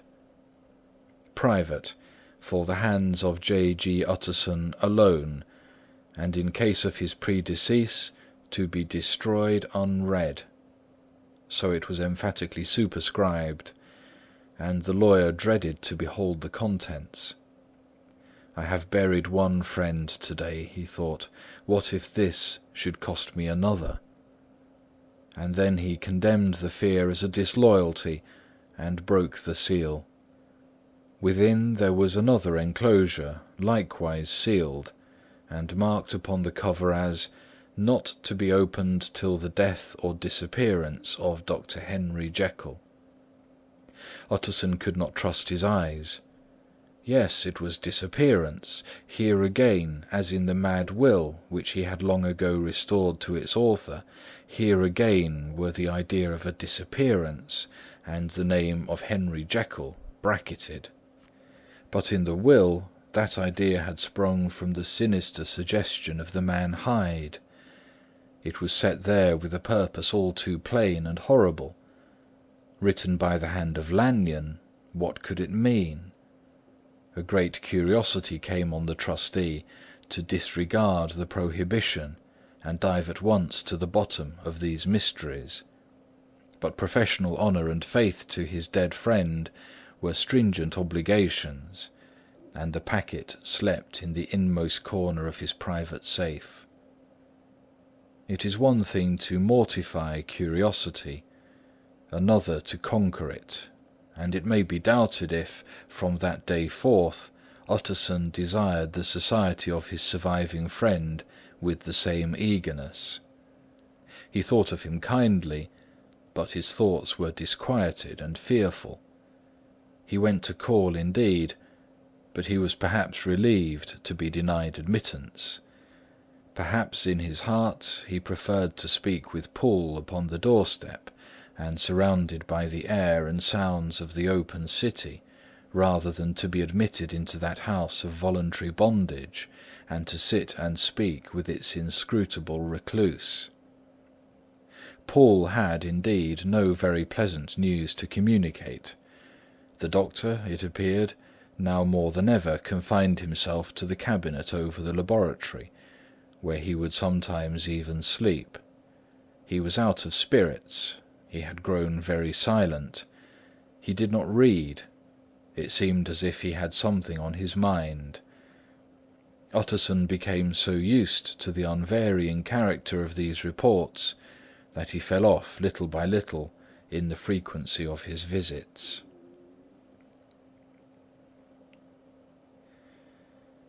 Chapter 7. Incident at the Window. It chanced on Sunday, when Mr. Utterson was on his usual walk with Mr. Enfield, that their way lay once again through the by-street, and that when they came in front of the door, both stopped to gaze at it. "Well," said Enfield, "that story's at an end at least. We shall never see more of Mr. Hyde." "I hope not," said Utterson. "Did I ever tell you that I once saw him, and shared your feeling of repulsion?" "It was impossible to do the one without the other," returned Enfield. "And by the way, what an ass you must have thought me, not to know that this was a back way to Dr. Jekyll's. It was partly your own fault that I found out, even when I did." "So you found it out, did you?" said Utterson. "But if that be so, we may step into the court and take a look at the windows. To tell you the truth, I am uneasy about poor Jekyll, and even outside I feel as if the presence of a friend might do him good." The court was very cool and a little damp, and full of premature twilight, although the sky, high up overhead, was still bright with sunset. The middle one of the three windows was halfway open, and sitting close beside it, taking the air with an infinite sadness of mien, like some disconsolate prisoner, Utterson saw Dr. Jekyll. "What, Jekyll!" he cried. "I trust you are better?" "I am very low, Utterson," replied the doctor drearily. "Very low. It will not last long, thank God." "You stay too much indoors," said the lawyer. "You should be out, whipping up the circulation like Mr. Enfield and me. This is my cousin, Mr. Enfield, Dr. Jekyll. Come now, get your hat and take a quick turn with us." "You are very good," sighed the other. "I should like to very much, but no, it is quite impossible. I dare not. But indeed, Utterson, I am very glad to see you. This is really a great pleasure. I would ask you and Mr. Enfield up, but the place is really not fit." "Why then," said the lawyer, good-naturedly, "the best thing we can do is to stay down here and speak with you from where we are." "That is just what I was about to venture to propose," returned the doctor with a smile. but the words were hardly uttered before the smile was struck out of his face, and succeeded by an expression of such abject terror and despair as froze the very blood of the two gentlemen below. They saw it but for a glimpse, for the window was instantly thrust down, but that glimpse had been sufficient, and they turned and left the court without a word. In silence, too, they traversed the by-street, and it was not until they had come into a neighbouring thoroughfare, where even upon a Sunday there were still some stirrings of life, that Mr. Utterson at last turned and looked at his companion. They were both pale, and there was an answering horror in their eyes. "God forgive us! God forgive us!" said Mr. Utterson. But Mr. Enfield only nodded his head very seriously, and walked on once more in silence. End of chapter 7. Chapters 8 and 9. Chapter 8. The Last Night. Mr. Utterson was sitting by his fireside one evening, after dinner, when he was surprised to receive a visit from Poole. "Bless me, Poole, what brings you here?" he cried; and then taking a second look at him, "What ails you?" he added. "Is the doctor ill?" "Mr. Utterson," said the man, "there is something wrong." "Take a seat, and here is a glass of wine for you," said the lawyer. "Now take your time, and tell me plainly what you want." "You know the doctor's ways, sir," replied Poole, "and how he shuts himself up. Well, he's shut up again in the cabinet, and I don't like it, sir. I wish I may die if I like it. Mr. Utterson, sir, I'm afraid." "Now, my good man," said the lawyer, "be explicit. What are you afraid of?" "I've been afraid for about a week," returned Poole, doggedly disregarding the question, "and I can bear it no more." The man's appearance amply bore out his words. His manner was altered for the worse, and except for the moment when he had first announced his terror, he had not once looked the lawyer in the face. Even now he sat with the glass of wine untasted on his knee, and his eyes directed to a corner of the floor. "I can bear it no more," he repeated. "Come," said the lawyer, "I see you have some good reason, Poole. I see there is something seriously amiss. Try to tell me what it is." "I think there's been foul play," said Poole hoarsely. "Foul play!" cried the lawyer, a good deal frightened and rather inclined to be irritated in consequence. "What foul play? What does the man mean?" "I daren't say, sir," was the answer. "But will you come along with me and see for yourself?" Mr. Utterson's only answer was to rise and get his hat and greatcoat, but he observed with wonder the greatness of the relief that appeared upon the butler's face, and perhaps with no less that the wine was still untasted when he set it down to follow. It was a wild, cold, seasonable night of March, with a pale moon lying on her back as though the wind had tilted her, and a flying wrack of the most diaphanous and lawny texture. The wind made talking difficult, and flecked the blood into the face. It seemed to have swept the streets unusually bare of passengers besides, for Mr. Utterson thought he had never seen that part of London so deserted. He could have wished it otherwise. Never in his life had he been conscious of so sharp a wish to see and touch his fellow creatures. For struggle as he might, there was borne in upon his mind a crushing anticipation of calamity. The square, when they got there, was all full of wind and dust, and the thin trees in the garden were lashing themselves against the railing. Poole, who had kept all the way a pace or two ahead, now pulled up in the middle of the pavement, and in spite of the biting weather, took off his hat and mopped his brow with the red pocket-handkerchief. But for all the hurry of his coming, These were not the dews of exertion that he wiped away, but the moisture of some strangling anguish.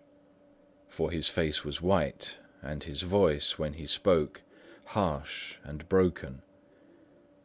"Well, sir," he said, "here we are, and God grant there be nothing wrong." "Amen, Paul," said the lawyer. Thereupon the servant knocked in a very guarded manner. The door was opened on the chain, and a voice asked from within, "Is that you, Paul?" "It's all right," said Paul. "Open the door." The hall, when they entered it, was brightly lighted up. The fire was built high, and about the hearth the whole of the servants, men and women, stood huddled together like a flock of sheep. At the sight of Mr. Utterson, the housemaid broke into hysterical whimpering, and the cook, crying out, "Bless God, it's Mr. Utterson!" ran forward as if to take him in her arms. "What? What? Are you all here?" said the lawyer peevishly. "Very irregular, very unseemly. Your master would be far from pleased." "They're all afraid," said Paul. Blank silence followed, no one protesting. Only the maid lifted up her voice, and now wept loudly. "Hold your tongue!" Paul said to her, with a ferocity of accent that testified to his own jangled nerves. And indeed, when the girl had so suddenly raised the note of her lamentation, they had all started and turned towards the inner door with faces of dreadful expectation. "And now," continued the butler, addressing the knife-boy, "reach me a candle, and we'll get this through hands at once." And then he begged Mr. Utterson to follow him, and led the way to the back garden. "Now, sir," said he, "you come as gently as you can. I want you to hear, and I don't want you to be heard. And see here, sir, if by any chance he was to ask you in, don't go." Mr. Utterson's nerves, at this unlooked-for termination, gave a jerk that nearly threw him from his balance, but he recollected his courage and followed the butler into the laboratory building, and through the surgical theatre, with its lumber of crates and bottles, to the foot of the stair. Here Paul motioned him to stand on one side and listen, while he himself, setting down the candle and making a great and obvious call on his resolution, mounted the steps and knocked with a somewhat uncertain hand on the red baize of the cabinet door. "Mr. Utterson, sir, asking to see you," he called, and even as he did so, once more violently signed to the lawyer to give ear. A voice answered from within. "Tell him I cannot see anyone," it answered complainingly. "Thank you, sir," said Paul, with a note of something like triumph in his voice, and taking up his candle, he led Mr. Utterson back across the yard and into the great kitchen, where the fire was out and the beetles were leaping on the floor. "Sir," he said, looking Mr. Utterson in the eyes, "was that my master's voice?" "It seems much changed," replied the lawyer, very pale, but giving look for look. "Changed? Well, yes, I think so," said the butler. "Have I been 20 years in this man's house to be deceived about his voice? No, sir, master's made away with. He was made away with 8 days ago, when we heard him cry out upon the name of God. And who's in there instead of him, and why it stays there, is a thing that cries to heaven, Mr. Utterson." "This is a very strange tale, Paul. This is rather a wild tale, my man," said Mr. Utterson, biting his finger. "Suppose it were as you suppose. Supposing Dr. Jekyll to have been, well, murdered. What could induce the murderer to stay? That won't hold water. It doesn't commend itself to reason." "Well, Mr. Utterson, you are a hard man to satisfy, but I'll do it yet," said Paul. All this last week, you must know, him or it, or whatever it is that lives in that cabinet, has been crying night and day for some sort of medicine, and cannot get it to his mind. It was sometimes his way, the master's that is, to write his orders on a sheet of paper and throw it on the stair. We've had nothing else this week back, nothing but papers and a closed door, and the very meals left there to be smuggled in when no one was looking. Well, sir, every day, aye, and twice and thrice in the same day, there have been orders and complaints, and I've been sent flying to all the wholesale chemists in town. Every time I brought the stuff back, there would be another paper telling me to return it, because it was not pure, and another order to a different firm. This drug is wanted bitter bad, sir, whatever for." "Have you any of these papers?" asked Mr. Utterson. Poole felt in his pocket and handed out a crumpled note, which the lawyer, bending nearer to the candle, carefully examined. Its contents ran thus: "Dr. Jekyll presents his compliments to Messrs. Moore. He assures them that their last sample is impure, and quite useless for his present purpose.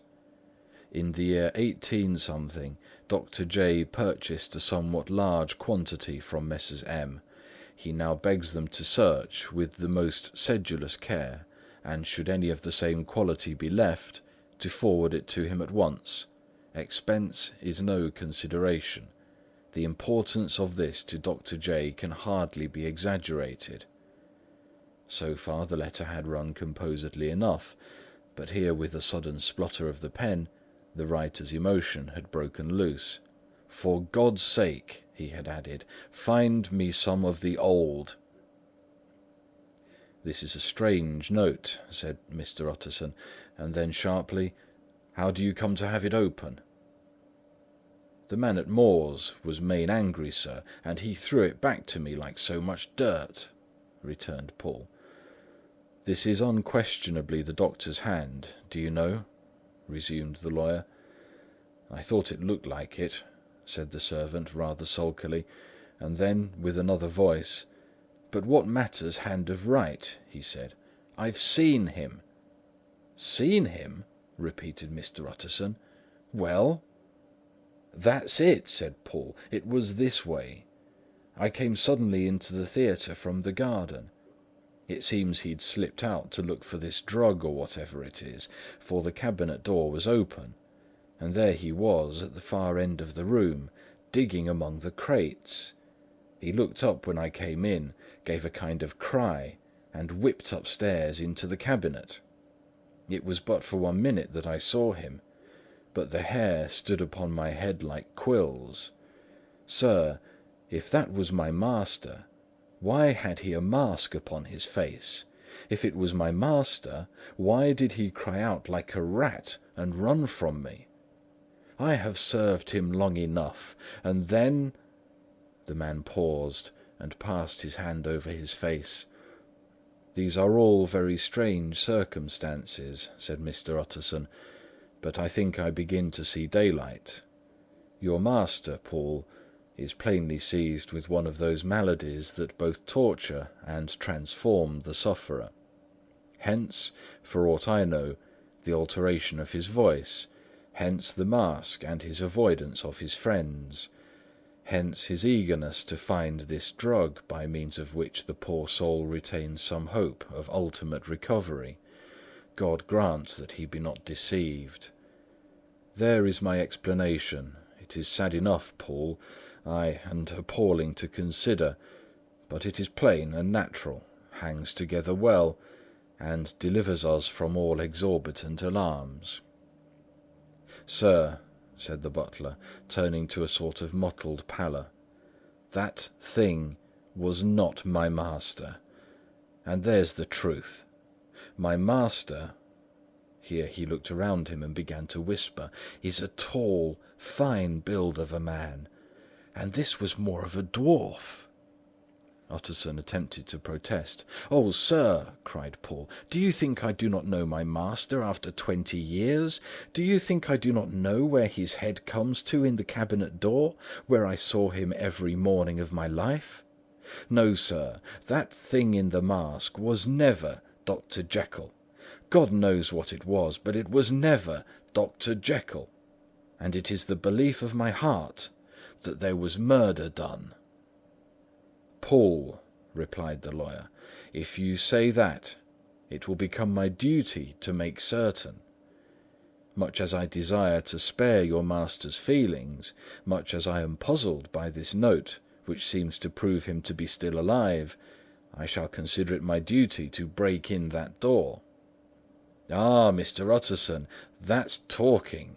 cried the butler. "And now comes the second question," resumed Utterson. "Who is going to do it?" "Why, you and me, sir," was the undaunted reply. "That is very well said," returned the lawyer, "and whatever comes of it, I shall make it my business to see you are no loser." "There is an axe in the theatre," continued Paul, "and you might take the kitchen poker for yourself." The lawyer took that rude but weighty instrument into his hand and balanced it. "Do you know, Paul," he said, looking up, "that you and I are about to place ourselves in a position of some peril?" "You may say so, sir, indeed," returned the butler. "It is well, then, that we should be frank," said the other. "We both think more than we have said. Let us make a clean breast. This masked figure that you saw, did you recognize it?"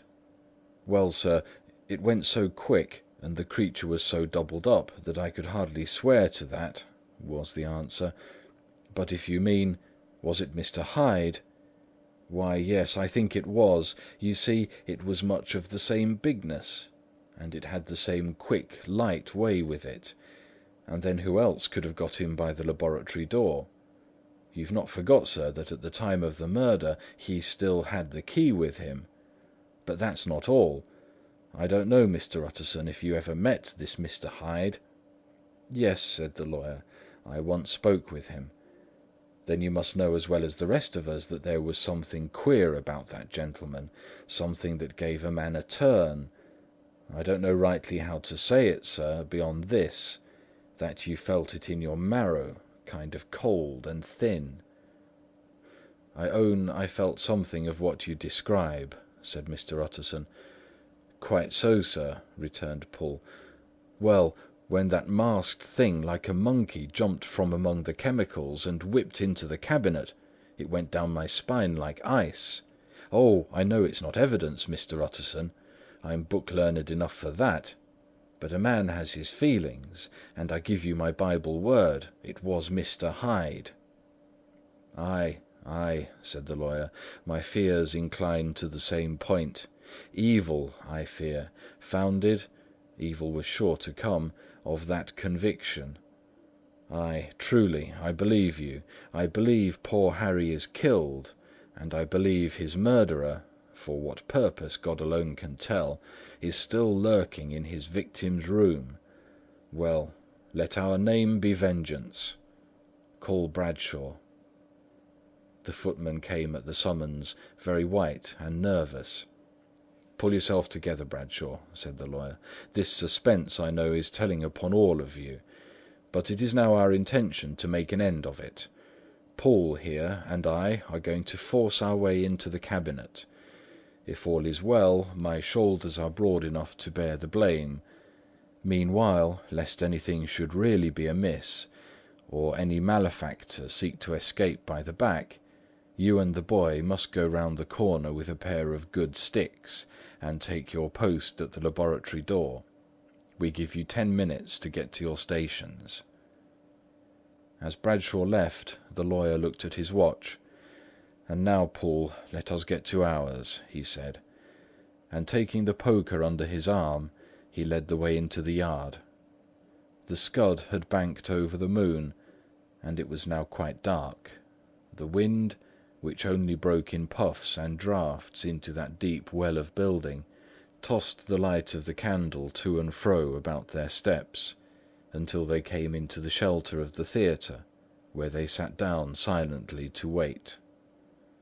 London hummed solemnly all around, but nearer at hand the stillness was only broken by the sound of a footfall moving to and fro along the cabinet floor. "So it will walk all day, sir," whispered Poole. "Ay, and the better part of the night. Only when a new sample comes from the chemist there's a bit of a break. Ah, it's an ill conscience that's such an enemy to rest. Ah, sir, there's blood foully shed in every step of it.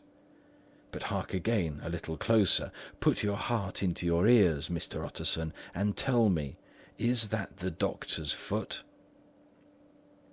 The steps fell lightly and oddly, with a certain swing, for all they went so slowly. It was different indeed from the heavy creaking tread of Henry Jekyll. Utterson sighed. "Is there never anything else?" he asked. Poole nodded. "Once," he said, "once I heard it weeping." "Weeping? How's that?" said the lawyer, conscious of a sudden chill of horror. "Weeping like a woman or a lost soul," said the butler. "I came away with that upon my heart, that I could have wept too." But now the 10 minutes drew to an end. Poole disinterred the axe from under a sack of packing straw.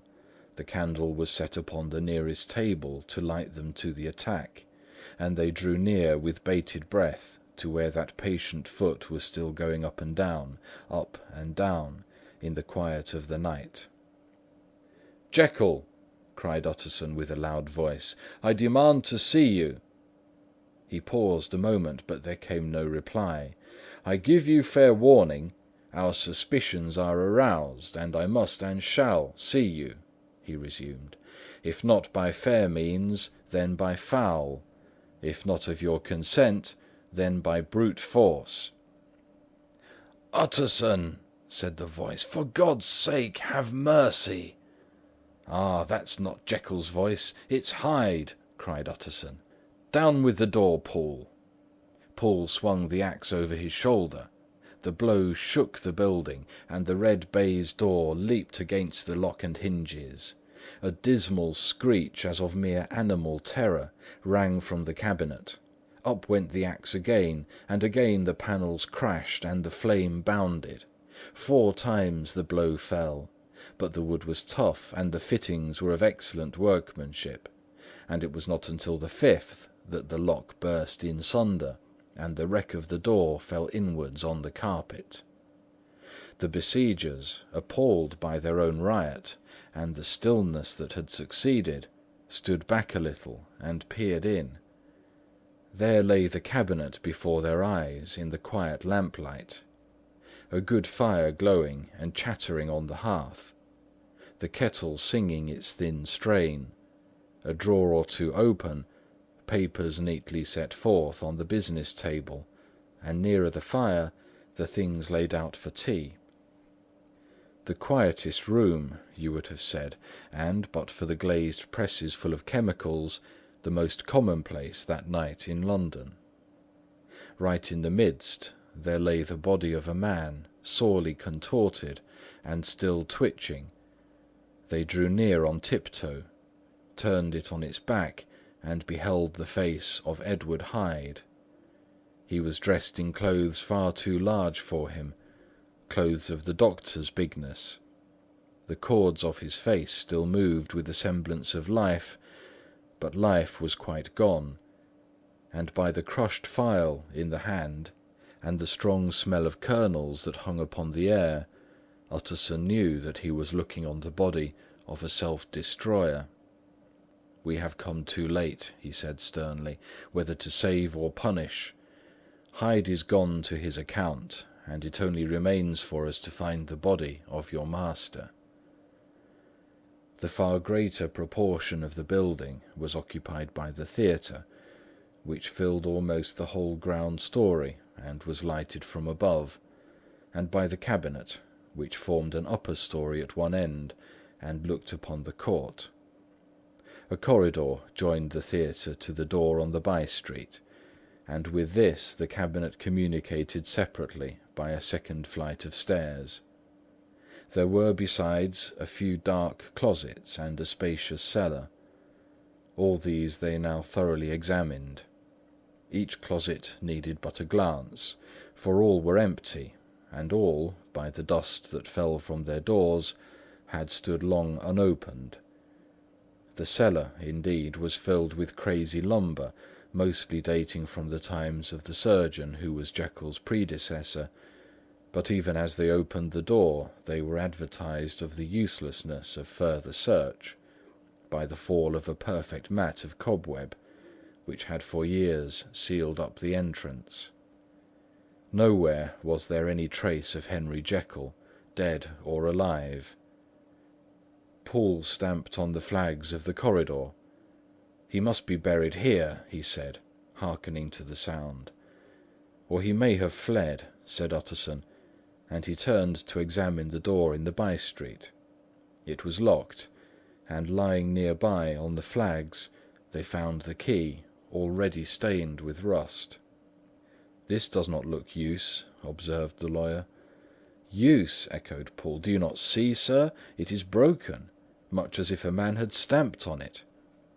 "Ay," continued Utterson, "and the fractures, too, are rusty." The two men looked at each other with a scare. "This is beyond me, Poole," said the lawyer. "Let us go back to the cabinet." They mounted the stair in silence, and still with an occasional awe-struck glance at the dead body, proceeded more thoroughly to examine the contents of the cabinet. At one table there were traces of chemical work, various measured heaps of some white salt being laid on glass saucers, as though for an experiment in which the unhappy man had been prevented. "That is the same drug that I was always bringing him," said Poole, and even as he spoke, the kettle, with a startling noise, boiled over. This brought them to the fireside, where the easy chair was drawn cosily up, and the tea things stood ready to the sitter's elbow, the very sugar in the cup. There were several books on a shelf. One lay beside the tea things open, and Utterson was amazed to find it a copy of a pious work, for which Jekyll had several times expressed a great esteem, annotated in his own hand with startling blasphemies. Next, in the course of their review of the chamber, the searchers came to the cheval-glass, into whose depth they looked with an involuntary horror. But it was so turned as to show them nothing but the rosy glow playing on the roof, the fire sparkling in 100 repetitions along the glazed front of the presses, and their own pale and fearful countenances stooping to look in. "This glass have seen some strange things, sir," whispered Poole. "And surely none stranger than itself," echoed the lawyer in the same tones. "For what did Jekyll—" He caught himself up at the word with a start, and then, conquering the weakness, "What could Jekyll want with it?" he said. "You may say that," said Poole. Next they turned to the business table. On the desk among the neat array of papers, a large envelope was uppermost and bore, in the doctor's hand, the name of Mr. Utterson. The lawyer unsealed it, and several enclosures fell to the floor. The first was a will, drawn in the same eccentric terms as the one which he had returned 6 months before, to serve as a testament in case of death, and as a deed of gift in case of disappearance. But in place of the name of Edward Hyde, the lawyer, with indescribable amazement, read the name of Gabriel John Utterson. He looked at Poole, and then back at the paper, and last of all at the dead malefactor stretched upon the carpet. "My head goes round," he said. "He has been all these days in possession. He had no cause to like me. He must have raged to see himself displaced, and he has not destroyed this document." He caught up the next paper, It was a brief note in the doctor's hand, and dated at the top. "Oh, Paul!" the lawyer cried. "He was alive and here this day! He cannot have been disposed of in so short a space. He must be still alive. He must have fled. And then, why fled? And how? And in that case, can we venture to declare this suicide? Oh, we must be careful. I foresee that we may yet involve your master in some dire catastrophe." "Why don't you read it, sir?" said Paul. "Because I fear," replied the lawyer solemnly. "God grant that I have no cause for it." And with that he brought the paper to his eyes and read as follows: "My dear Utterson, when this shall fall into your hands, I shall have disappeared. Under what circumstances I have not the penetration to foresee, but my instinct and all the circumstances of my nameless situation tell me that the end is sure and must be early. Go then, and first read the narrative which Lanyon warned me he was to place in your hands, and if you care to hear more, turn to the confession of your unworthy and unhappy friend, Henry Jekyll." "There was a third enclosure?" asked Utterson. "Here, sir," said Paul, and gave into his hands a considerable packet, sealed in several places. The lawyer put it into his pocket. "I would say nothing of this paper. If your master has fled or is dead, we may at least save his credit. It is now 10. I must go home and read these documents in quiet, but I shall be back before midnight, when we shall send for the police." They went out, locking the door of the theatre behind them, and Utterson, once more leaving the servants gathered about the fire in the hall, trudged back to his office to read the two narratives in which this mystery was now to be explained. Chapter 9. Dr. Lanyon's Narrative. On the 9th of January, now 4 days ago, I received by the evening delivery a registered envelope, addressed in the hand of my colleague and old school companion, Henry Jekyll. I was a good deal surprised by this, for we were by no means in the habit of correspondence. I had seen the man, dined with him indeed, the night before, and I could imagine nothing in our intercourse that should justify the formality of registration. The contents increased my wonder, for this is how the letter ran. 10th of December, 18 . Dear Lanyon, you are one of my oldest friends, and although we may have differed at times on scientific questions, I cannot remember, at least on my side, any break in our affection. There was never a day when, if you had said to me, "Jekyll, my life, my honour, my reason depend on you," I would not have sacrificed my fortune or my left hand to help you. Lanyon, my life, my honour, my reason are all at your mercy. If you fail me tonight, I am lost. You might suppose after this preface that I am going to ask you for something dishonourable to grant. Judge for yourself. I want you to postpone all other engagements for tonight, aye, even if you were summoned to the bedside of an emperor, to take a cab unless your carriage should be actually at the door, and with this letter in your hand for consultation, to drive straight to my house. Paul, my butler, has his orders. You will find him waiting your arrival with a locksmith.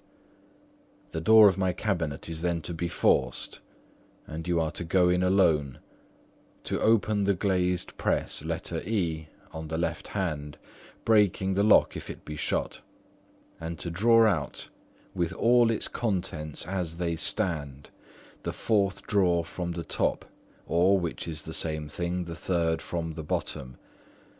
In my extreme distress of mind, I have a morbid fear of misdirecting you. But even if I am in error, you may know the right drawer by its contents: some powders, a file, and a paper book. The drawer I beg of you to carry back with you to Cavendish Square, exactly as it stands. This is the first part of the service. Now for the second. You should be back, if you set out at once on the receipt of this, long before midnight. But I will leave you that amount of margin, not only in the fear of one of those obstacles that can neither be prevented nor foreseen, but because an hour when your servants are in bed is to be preferred for what will then remain to do. At midnight, then, I will have to ask you to be alone in your consulting room, to admit with your own hand into the house a man who will present himself in my name, and to place in his hands the drawer that you will have brought with you from my cabinet. Then you will have played your part and earned my gratitude completely. 5 minutes afterwards, if you insist upon an explanation, you will have understood that these arrangements are of capital importance, and that by the neglect of one of them, fantastic as they must appear, you might have charged your conscience with my death, or the shipwreck of my reason. Confident as I am that you will not trifle with this appeal, my heart sinks and my hand trembles at the bare thought of such a possibility. Think of me at this hour, in a strange place, labouring under a blackness of distress that no fancy can exaggerate, and yet well aware that, if you will but punctually serve me, my troubles will roll away like a story that is told. Serve me, my dear Lanyon, and save your friend H.J. P.S. I had already sealed this up when a fresh terror struck my soul. It is possible that the post office may fail me, and this letter not come into your hands until to-morrow morning. In that case, dear Lanyon, do my errand when it shall be most convenient for you, in the course of the day, and once more expect my messenger at midnight. It may then already be too late, and if that night passes without event, you will know that you have seen the last of Henry Jekyll. Upon the reading of this letter, I made sure my colleague was insane, but till that was proved beyond the possibility of doubt, I felt bound to do as he requested. The less I understood of this farrago, the less I was in a position to judge of its importance, and an appeal so worded could not be set aside without a grave responsibility. I rose accordingly from table, got into a hansom, and drove straight to Jekyll's house. The butler was awaiting my arrival. He had received by the same post as mine a registered letter of instruction, and had sent at once for the locksmith and a carpenter. The tradesmen came while we were yet speaking, and we moved in a body to old Dr. Denman's surgical theatre, from which, as you are doubtless aware, Jekyll's private cabinet is most conveniently entered. The door was very strong, the lock excellent. The carpenter avowed he would have great trouble and have to do much damage if force were to be used, and the locksmith was near despair. But this last was a handy fellow, and after 2 hours' work the door stood open. The press marked E was unlocked, and I took out the drawer, had it filled up with straw and tied in a sheet, and returned with it to Cavendish Square. Here I proceeded to examine its contents.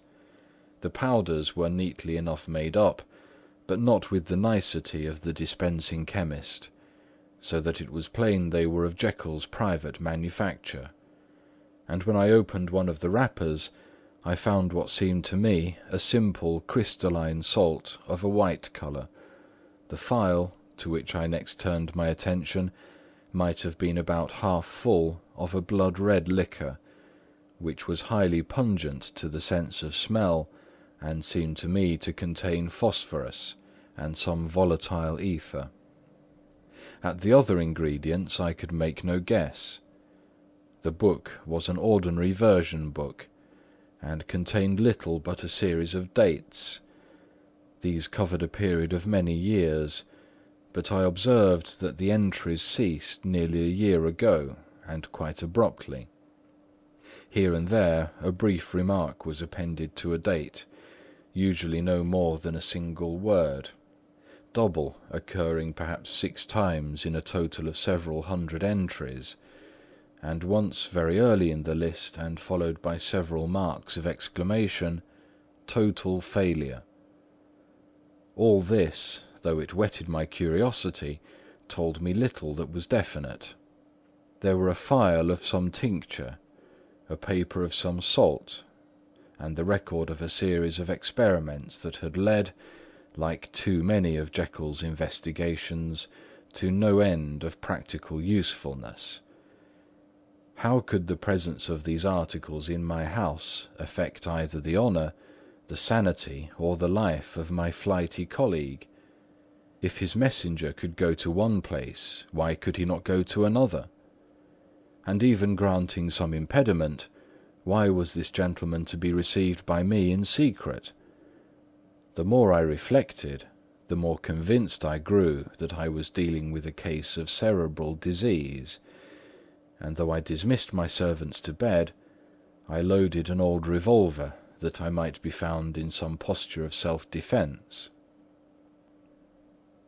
12 o'clock had scarce rung out over London, ere the knocker sounded very gently on the door. I went myself at the summons, and found a small man crouching against the pillars of the portico. "Are you come from Dr. Jekyll?"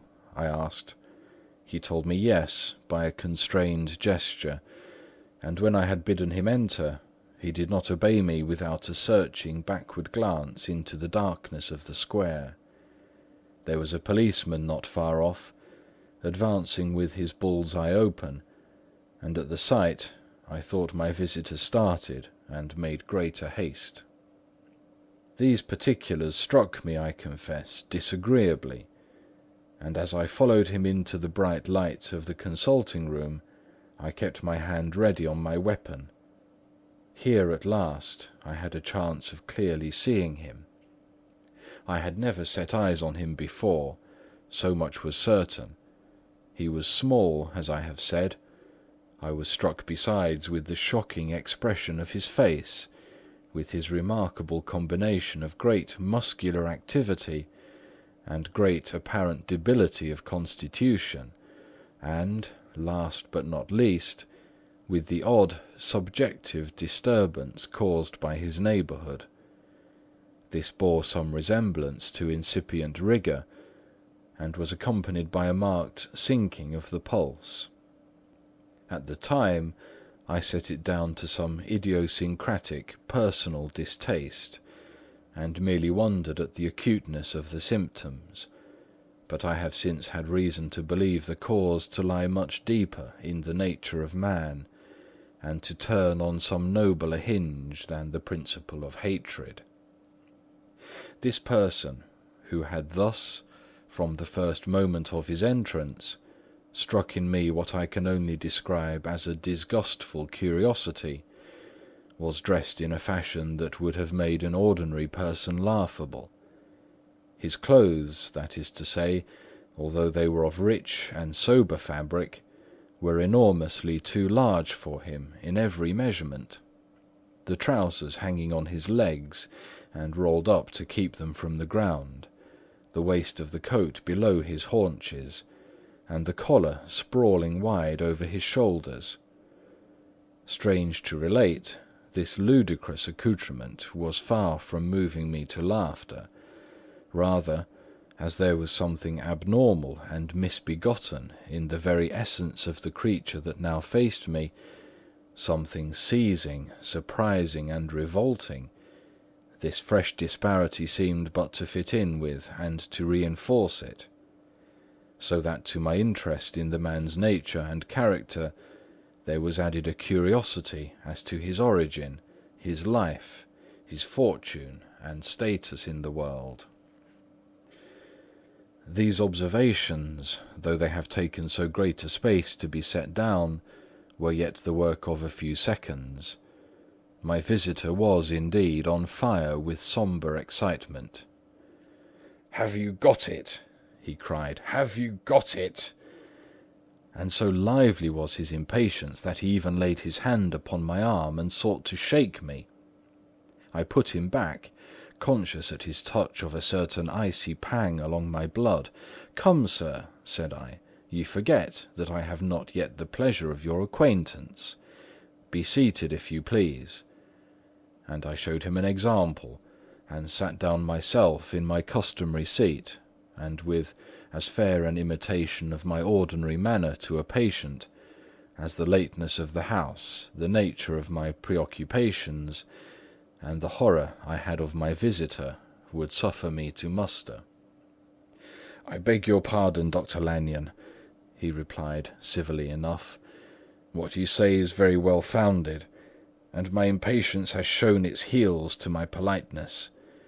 I come here at the instance of your colleague, Dr. Henry Jekyll, on a piece of business of some moment, and I understood—" He paused and put his hand to his throat, and I could see, in spite of his collected manner, that he was wrestling against the approaches of the hysteria. "I understood a drawer—" But here I took pity on my visitor's suspense, and some perhaps on my own growing curiosity. "There it is, sir," said I, pointing to the drawer, where it lay on the floor behind a table, and still covered with the sheet. He sprang to it, and then paused, and laid his hand upon his heart. I could hear his teeth grate with the convulsive action of his jaws, and his face was so ghastly to see that I grew alarmed both for his life and reason. "Compose yourself," said I. He turned a dreadful smile to me, and as if with the decision of despair, plucked away the sheet. At sight of the contents he uttered one loud sob of such immense relief that I sat petrified, and the next moment, in a voice that was already fairly well under control, "Have you a graduated glass?" he asked. I rose from my place with something of an effort, and gave him what he asked. He thanked me with a smiling nod, measured out a few minims of the red tincture, and added one of the powders. The mixture, which was at first of a reddish hue, began, in proportion as the crystals melted, to brighten in colour, to effervesce audibly, and to throw off small fumes of vapour. Suddenly, and at the same moment, the ebullition ceased, and the compound changed to a dark purple, which faded again more slowly to a watery green. My visitor, who had watched those metamorphoses with a keen eye, smiled, set down the glass upon the table, and then turned and looked upon me with an air of scrutiny. "And now," said he, "to settle what remains. Will you be wise? Will you be guided?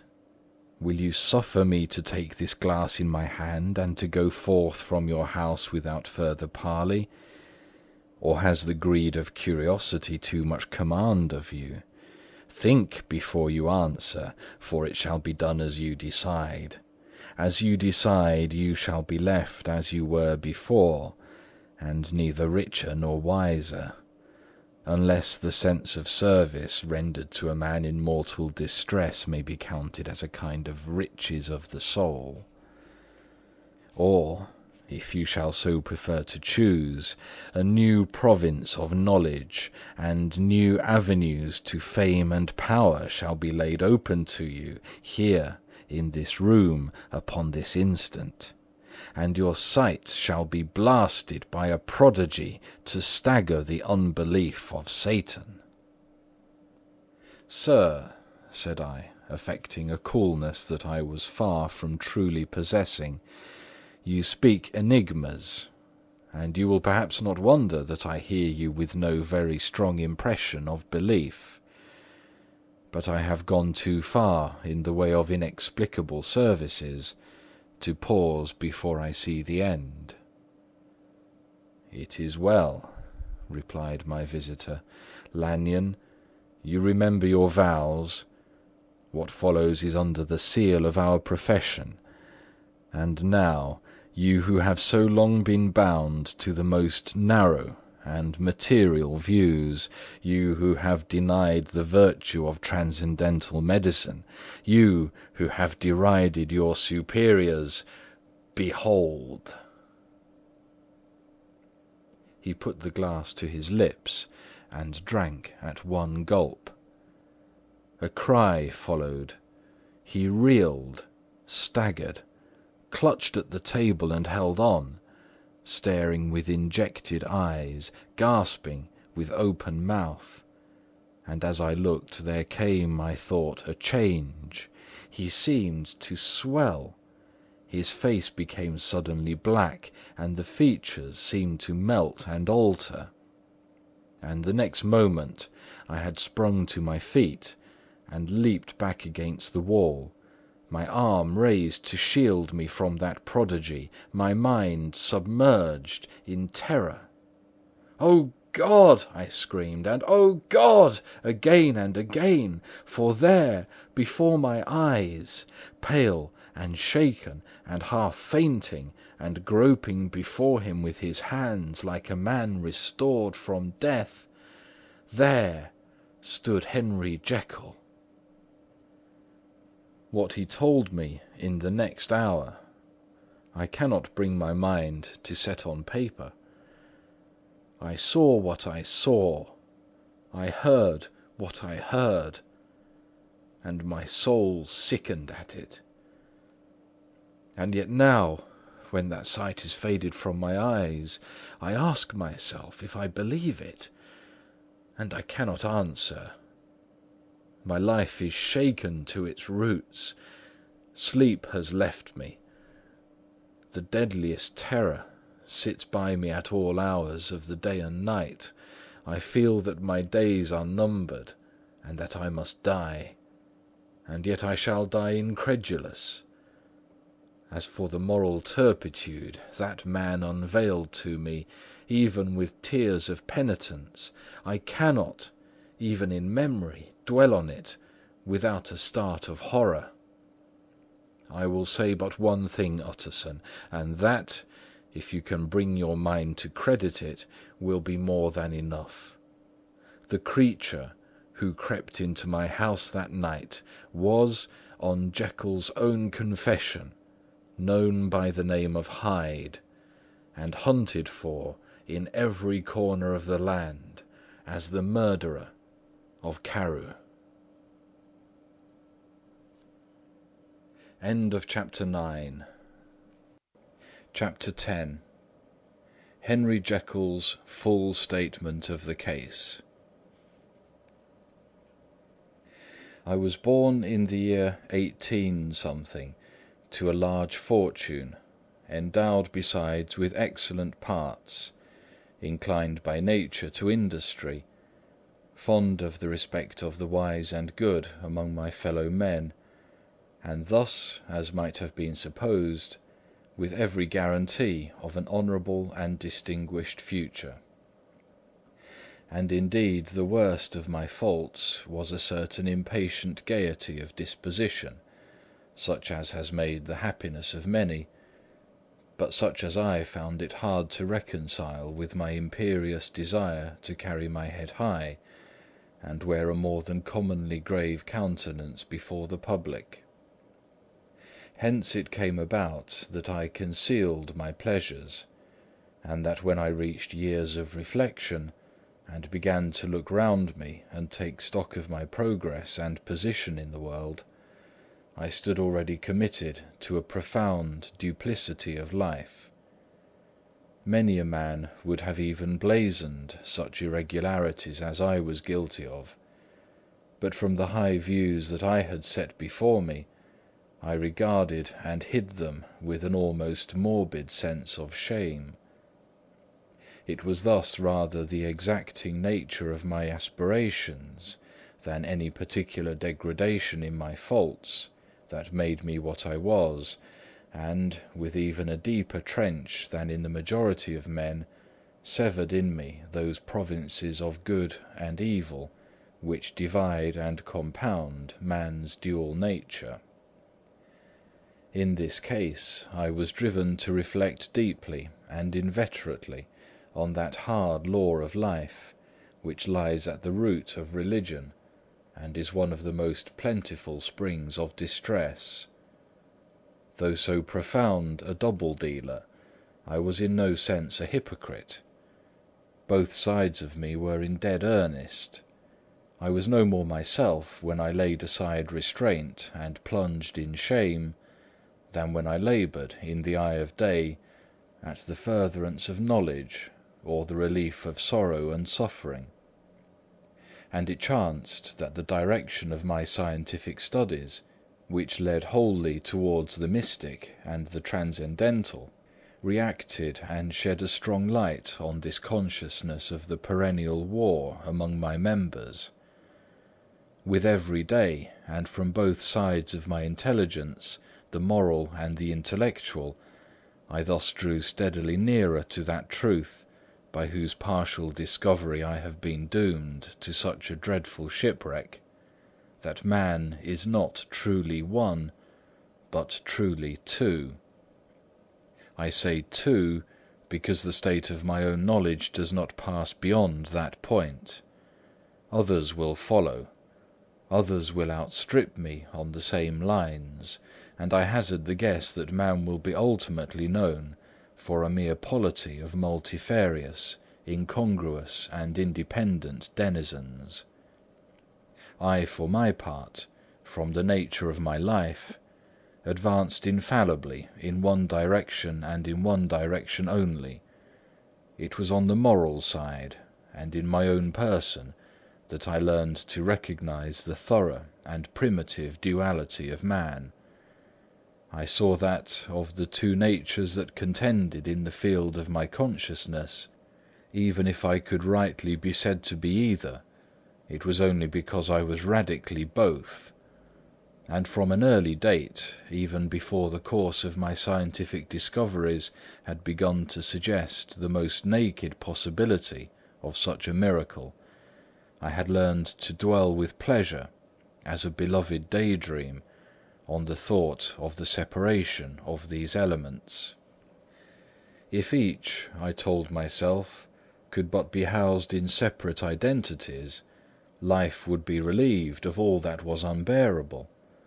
The unjust might go his way, delivered from the aspirations and remorse of his more upright twin, and the just could walk steadfastly and securely on his upward path, doing the good things in which he found pleasure, and no longer exposed to disgrace and penitence by the hands of his extraneous evil. It was the curse of mankind that these incongruous faggots were thus bound together, that in the agonized womb of consciousness these polar twins should be continuously struggling. How, then, were they disconnected? I was so far in my reflections when, as I have said, a side light began to shine upon the subject from the laboratory table. I began to perceive more deeply than it has ever yet been stated the trembling immateriality, the mist-like transience of this seemingly so solid body in which we walk attired. Certain agents I have found to have the power to shake and to pluck back that fleshly vestment, even as a wind might toss the curtains of a pavilion. For two good reasons I will not enter deeply into this scientific branch of my confession. First, because I have been made to learn that the doom and burden of our life is bound forever on man's shoulders, and when the attempt is made to cast it off, it but returns upon us with more unfamiliar and more awful pressure. Secondly, because, as my narrative will make, alas, too evident, my discoveries were incomplete. Enough, then, that I not only recognized my natural body for the mere aura and effulgence of certain of the powers that made up my spirit, but managed to compound a drug by which these powers should be dethroned from their supremacy, and a second form and countenance substituted, none the less natural to me because they were the expression and bore the stamp of lower elements in my soul. I hesitated long before I put this theory to the test of practice. I knew well that I risked death, for any drug that so potently controlled and shook the very fortress of identity might by the least scruple of an overdose, or at the least inopportunity in the moment of exhibition, utterly blot out that immaterial tabernacle which I looked to it to change. But the temptation of a discovery so singular and profound at last overcame the suggestions of alarm. I had long since prepared my tincture. I purchased at once, from a firm of wholesale chemists, a large quantity of a particular salt which I knew, from my experiments, to be the last ingredient required, and late one accursed night I compounded the elements, watched them boil and smoke together in the glass, and when the ebullition had subsided, with a strong glow of courage, drank off the potion. The most racking pangs succeeded, a grinding in the bones, deadly nausea, and a horror of the spirit that cannot be exceeded at the hour of birth or death. Then these agonies began swiftly to subside, and I came to myself as if out of a great sickness. There was something strange in my sensations, something indescribably new, and, from its very novelty, incredibly sweet. I felt younger, lighter, happier in body. Within I was conscious of a heady recklessness, a current of disordered sensual images running like a mill race in my fancy, a solution of the bonds of obligation, an unknown but not an innocent freedom of the soul. I knew myself, at the first breath of this new life, to be more wicked, tenfold more wicked, sold a slave to my original sin, and the thought in that moment braced and delighted me like wine. I stretched out my hands, exulting in the freshness of these sensations, and, in the act, I was suddenly aware that I had lost in stature. There was no mirror at that date in my room. That which stands beside me as I write was brought there later on, and for the very purpose of these transformations. The night, however, was far gone into the morning. The morning, black as it was nearly ripe for the conception of the day. The inmates of my house were locked in the most rigorous hours of slumber, and I determined, flushed as I was with hope and triumph, to venture in my new shape as far as to my bedroom. I crossed the yard, wherein the constellations looked down upon me, I could have thought, with wonder, the first creature of that sort that their unsleeping vigilance had yet disclosed to them. I stole through the corridors, a stranger in my own house, and coming to my room, I saw for the first time the appearance of Edward Hyde. I must here speak by theory alone, saying not that which I know, but that which I suppose to be most probable. The evil side of my nature, to which I had now transferred the stamping efficacy, was less robust and less developed than the good which I had just deposed. Again, in the course of my life, which had been, after all, 9/10 a life of effort, virtue, and control, it had been much less exercised and much less exhausted. And hence, I think, it came about that Edward Hyde was so much smaller, slighter, and younger than Henry Jekyll. Even as good shone upon the countenance of the one, evil was written broadly and plainly on the face of the other.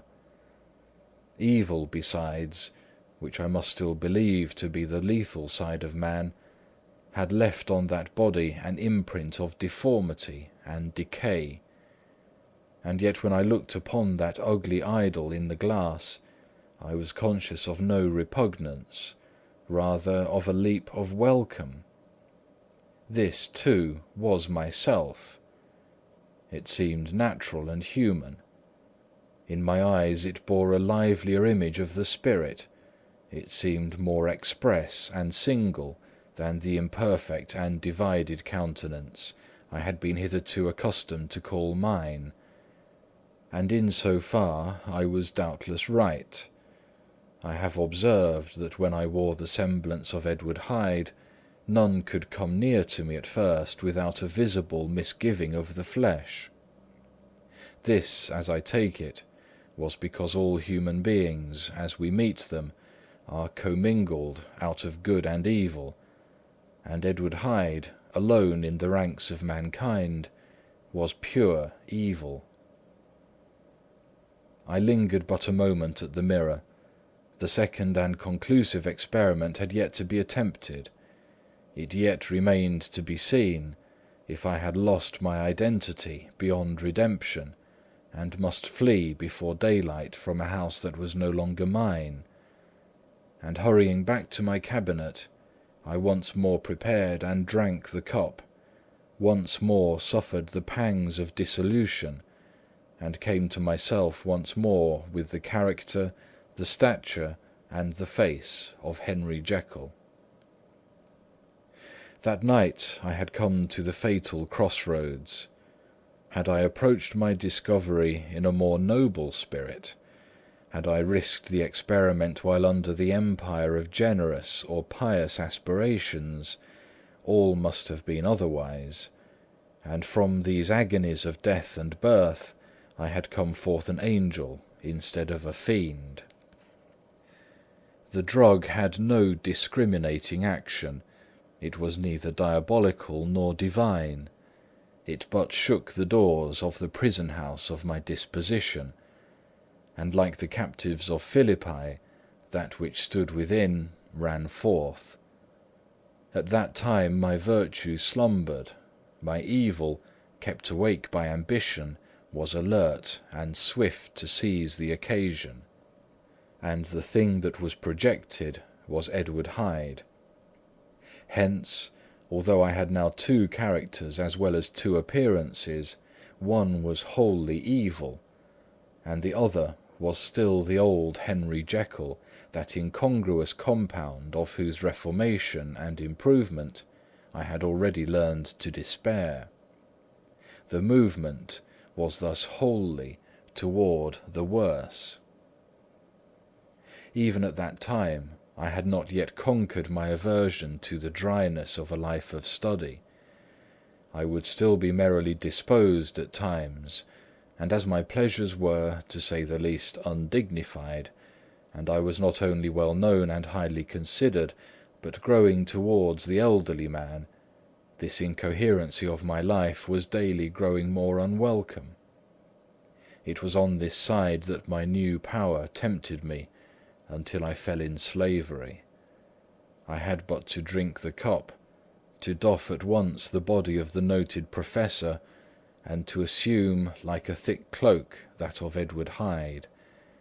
I smiled at the notion; it seemed to me at the time to be humorous, and I made my preparations with the most studious care.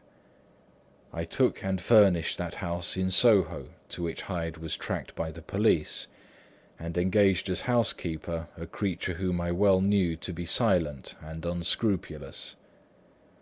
On the other side, I announced to my servants that a Mr. Hyde, whom I described, was to have full liberty and power about my house in the square.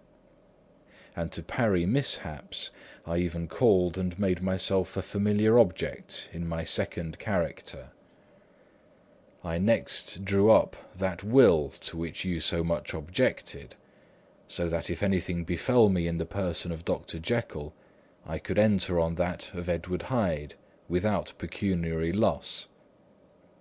And thus fortified, as I supposed, on every side, I began to profit by the strange immunities of my position. Men have before hired bravos to transact their crimes, while their own person and reputation sat under shelter. I was the first that ever did so for his pleasures. I was the first that could thus plod in the public eye with a load of genial respectability, and in a moment, like a schoolboy, strip off these lendings and spring headlong into the sea of liberty. But for me, in my impenetrable mantle, the safety was complete. Think of it, I did not even exist. Let me but escape into my laboratory door, give me but a second or two to mix and swallow the draught that I had always standing ready, and whatever he had done, Edward Hyde would pass away like the stain of breath upon a mirror, and there in his stead, quietly at home, trimming the midnight lamp in his study, a man who could afford to laugh at suspicion, would be Henry Jekyll. The pleasures which I made haste to seek in my disguise were, as I have said, undignified. I would scarce use a harder term. But in the hands of Edward Hyde, they soon began to turn towards the monstrous. When I would come back from these excursions, I was often plunged into a kind of wonder at my vicarious depravity. This familiar that I called out of my own soul, and sent forth alone to do his good pleasure, was a being inherently malign and villainous. His every act and thought centred on self. Drinking pleasure with bestial avidity from any degree of torture to another, relentless like a man of stone. Henry Jekyll stood at times aghast before the acts of Edward Hyde, but the situation was apart from ordinary laws, and insidiously relaxed the grasp of conscience. It was Hyde, after all, and Hyde alone, that was guilty. Jekyll was no worse. He woke again to his good qualities, seemingly unimpaired. He would even make haste, where it was possible, to undo the evil done by Hyde, and thus his conscience slumbered. Into the details of the infamy at which I thus connived, for even now I can scarce grant that I committed it, I have no design of entering. I mean but to point out the warnings and the successive steps with which my chastisement approached. I met with one accident which, as it brought on no consequence, I shall no more than mention. An act of cruelty to a child aroused against me the anger of a passer-by, whom I recognized the other day in the person of your kinsman. The doctor and the child's family joined him. There were moments when I feared for my life, and at last, in order to pacify their too just resentment, Edward Hyde had to bring them to the door, and pay them in a cheque drawn in the name of Henry Jekyll. But this danger was easily eliminated from the future by opening an account at another bank in the name of Edward Hyde himself, and when, by sloping my own hand backward, I had supplied my double with a signature, I thought I sat beyond the reach of fate. Some 2 months before the murder of Sir Danvers, I had been out for one of my adventures, had returned at a late hour, and woke the next day in bed with somewhat odd sensations. It was in vain I looked about me. In vain I saw the decent furniture and tall proportions of my room in the square. In vain that I recognised the pattern of the bed-curtains and the design of the mahogany frame. Something still kept insisting that I was not where I was, that I had not awakened where I seemed to be, but in the little room in Soho where I was accustomed to sleep in the body of Edward Hyde. I smiled to myself, and, in my psychological way, began lazily to inquire into the elements of this illusion, occasionally, even as I did so, dropping back in a comfortable morning doze. I was still so engaged when, in one of my more wakeful moments, my eye fell upon my hand. Now the hand of Henry Jekyll, as you have often remarked, was professional in shape and size. It was large, firm, white and comely, but the hand which I now saw clearly enough in the yellow light of a mid-London morning, lying half shut on the bedclothes, was lean, corded, knuckly, of a dusky pallor, and thickly shaded with a smart growth of hair. It was the hand of Edward Hyde. I must have stared upon it for near half a minute, sunk as I was in the mere stupidity of wonder, before terror woke up in my breast as sudden and startling as the crash of cymbals, and bounding from my bed, I rushed to the mirror. At the sight that met my eyes, my blood was changing into something exquisitely thin and icy. Yes, I had gone to bed Henry Jekyll. I had awakened Edward Hyde. How was this to be explained? I asked myself, and then, with another bound of horror, how was it to be remedied? It was well on in the morning. The servants were up. All my drugs were in the cabinet. A long journey down 2 pairs of stairs, through the back passage, across the open court and through the anatomical theatre, from where I was then standing horror-struck. It might indeed be possible to cover my face, but of what use was that when I was unable to conceal the alteration of my stature? And then, with an overpowering sweetness of relief, it came back upon my mind that the servants were already used to the coming and going of my second self. I had soon dressed, as well as I was able, in clothes of my own size, had soon passed through the house, where Bradshaw stared and drew back at seeing Mr. Hyde at such an hour and in such a strange array, and 10 minutes later Dr. Jekyll had returned to his old shape, and was sitting down with a darkened brow to make a feint of breakfasting. Small indeed was my appetite. This inexplicable incident, this reversal of my previous experience, seemed, like the Babylonian finger on the wall, to be spelling out the letters of my judgment, and I began to reflect more seriously than ever before on the issues and possibilities of my double existence. That part of me which I had the power of projecting had lately been much exercised and nourished. It had seemed to me of late as though the body of Edward Hyde had grown in stature, as though, when I wore that form, I were conscious of a more generous tide of blood, and I began to spy a danger that, if this were much prolonged, the balance of my nature might be permanently overthrown, the power of voluntary change be forfeited, and the character of Edward Hyde become irrevocably mine. The power of the drug had not always equally displayed. Once, very early in my career, it had totally failed me. Since then I had been obliged on more than one occasion to double, and once, with infinite risk of death, to treble the amount.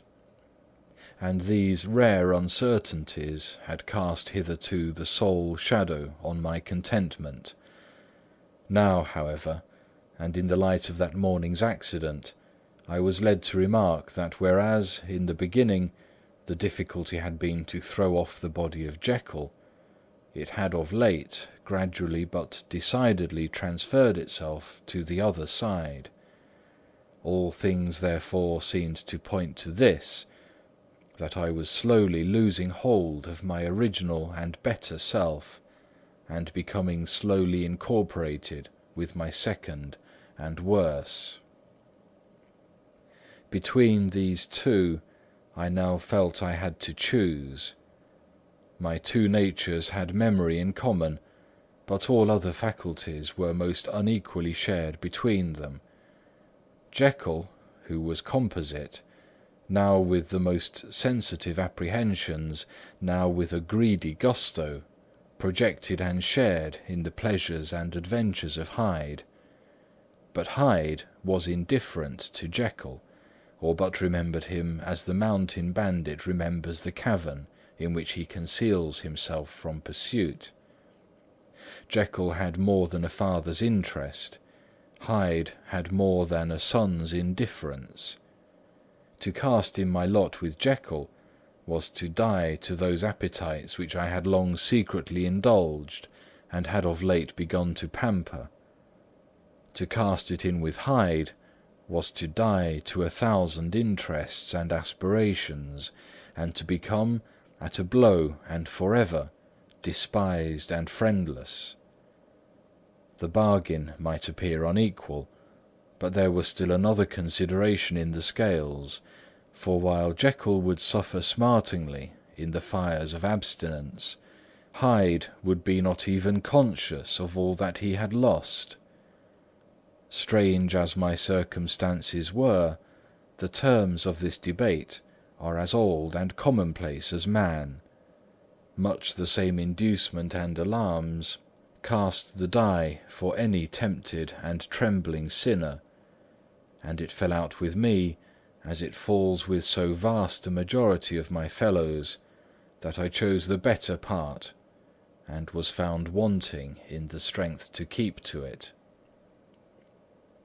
Yes, I preferred the elderly and discontented doctor, surrounded by friends and cherishing honest hopes, and bade a resolute farewell to the liberty, the comparative youth, the light step, leaping pulses and secret pleasures that I had enjoyed in the disguise of Hyde. I made this choice perhaps with some unconscious reservation, for I neither gave up the house in Soho, nor destroyed the clothes of Edward Hyde, which still lay ready in my cabinet. For 2 months, however, I was true to my determination. For 2 months I led a life of such severity as I had never before attained to, and enjoyed the compensations of an approving conscience. But time began at last to obliterate the freshness of my alarm. The praises of conscience began to grow into a thing of course. I began to be tortured with throes and longings, as of Hyde struggling after freedom; and at last, in an hour of moral weakness, I once again compounded and swallowed the transforming draught. I do not suppose that, when a drunkard reasons with himself upon his vice, he is once out of 500 times affected by the dangers that he runs through his brutish, physical insensibility. Neither had I, long as I had considered my position, made enough allowance for the complete moral insensibility and insensate readiness to evil, which were the leading characters of Edward Hyde. Yet it was by these that I was punished. My devil had been long caged; he came out roaring. I was conscious, even when I took the draught, of a more unbridled, a more furious propensity to ill. It must have been this, I suppose, that stirred in my soul that tempest of impatience with which I listened to the civilities of my unhappy victim. I declare, at least before God, no man morally sane could have been guilty of that crime upon so pitiful a provocation, and that I struck in no more reasonable spirit than that in which a sick child may break a plaything. But I had voluntarily stripped myself of all those balancing instincts by which even the worst of us continues to walk with some degree of steadiness among temptations; and in my case, to be tempted, however slightly, was to fall. Instantly the spirit of hell awoke in me and raged. With a transport of glee, I mauled the unresisting body, tasting delight from every blow; and it was not till weariness had begun to succeed that I was suddenly, in the top fit of my delirium, struck through the heart by a cold thrill of terror. A mist dispersed, I saw my life to be forfeit, and fled from the scene of these excesses, at once glorying and trembling, my lust of evil gratified and stimulated, my love of life screwed to the topmost peg. I ran to the house in Soho, and, to make assurance doubly sure, destroyed my papers. Thence I set out through the lamplit streets, in the same divided ecstasy of mind, gloating on my crime, light-headedly devising others in the future, and yet still hastening and still hearkening in my wake for the steps of the avenger.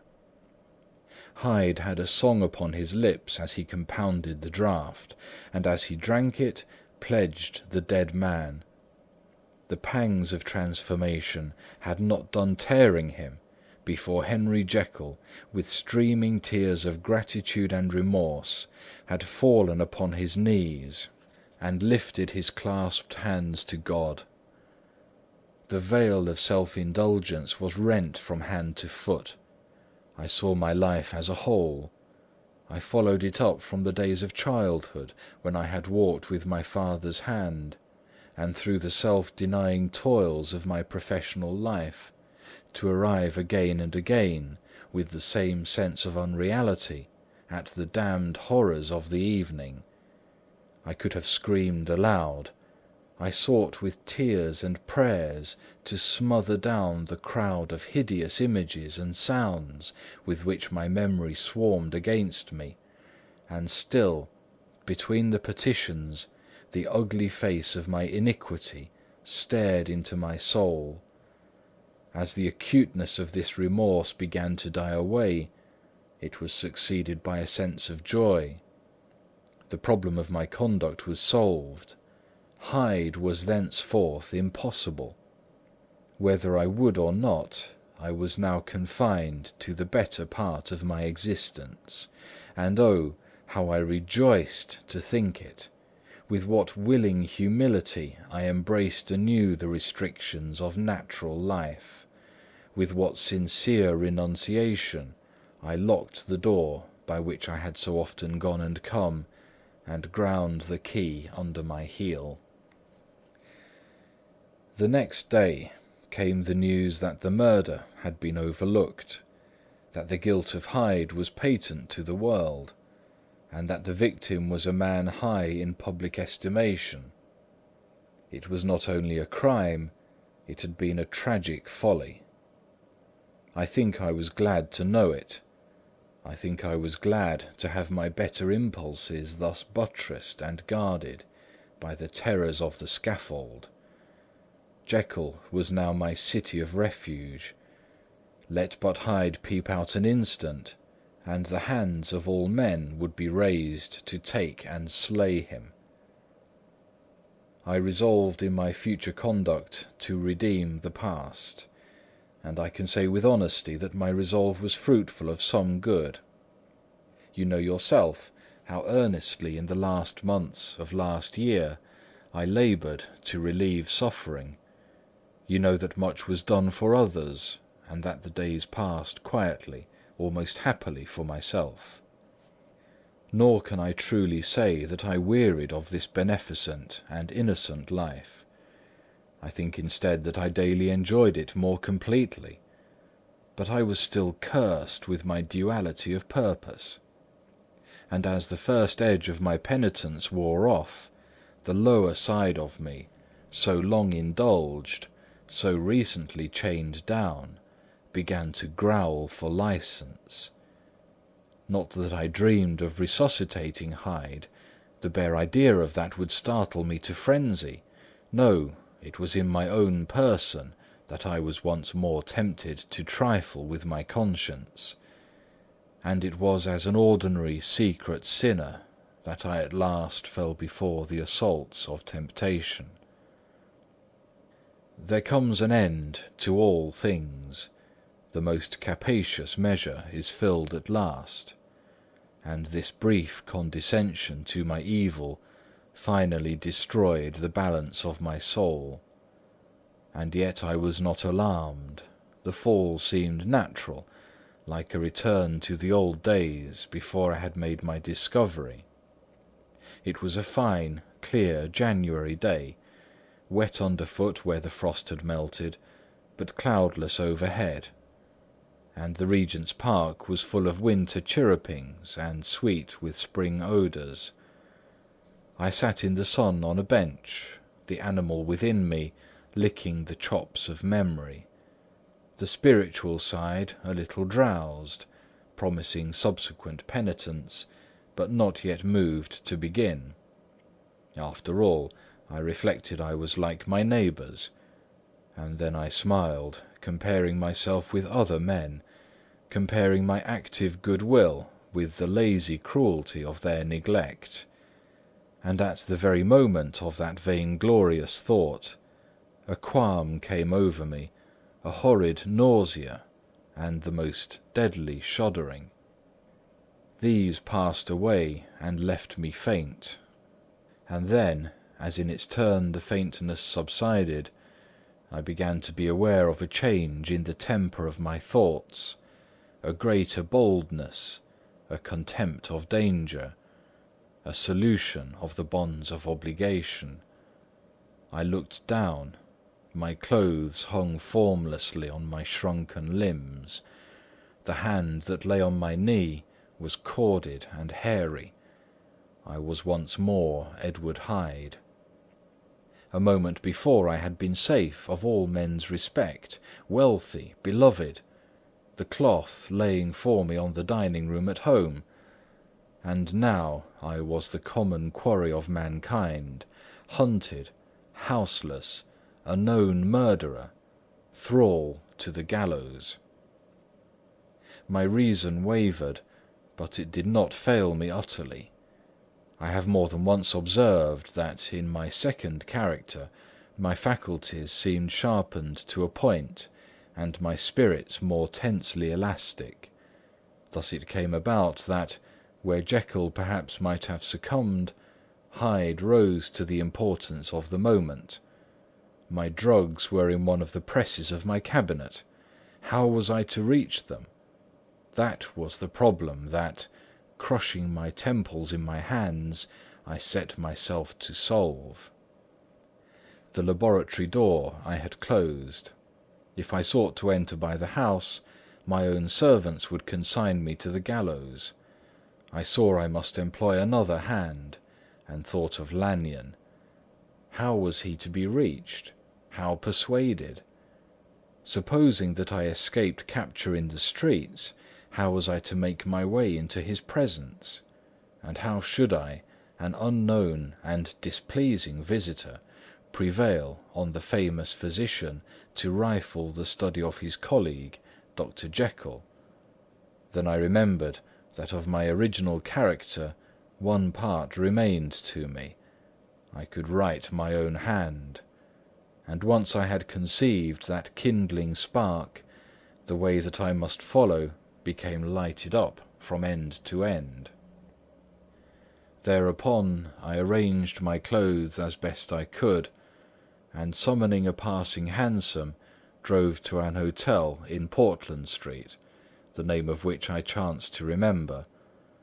At my appearance, which was indeed comical enough, however tragic a fate these garments covered, the driver could not conceal his mirth.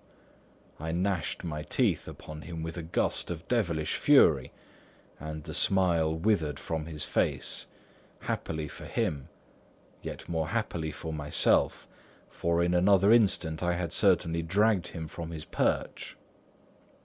At the inn, as I entered, I looked about me with so black a countenance as to make the attendants tremble.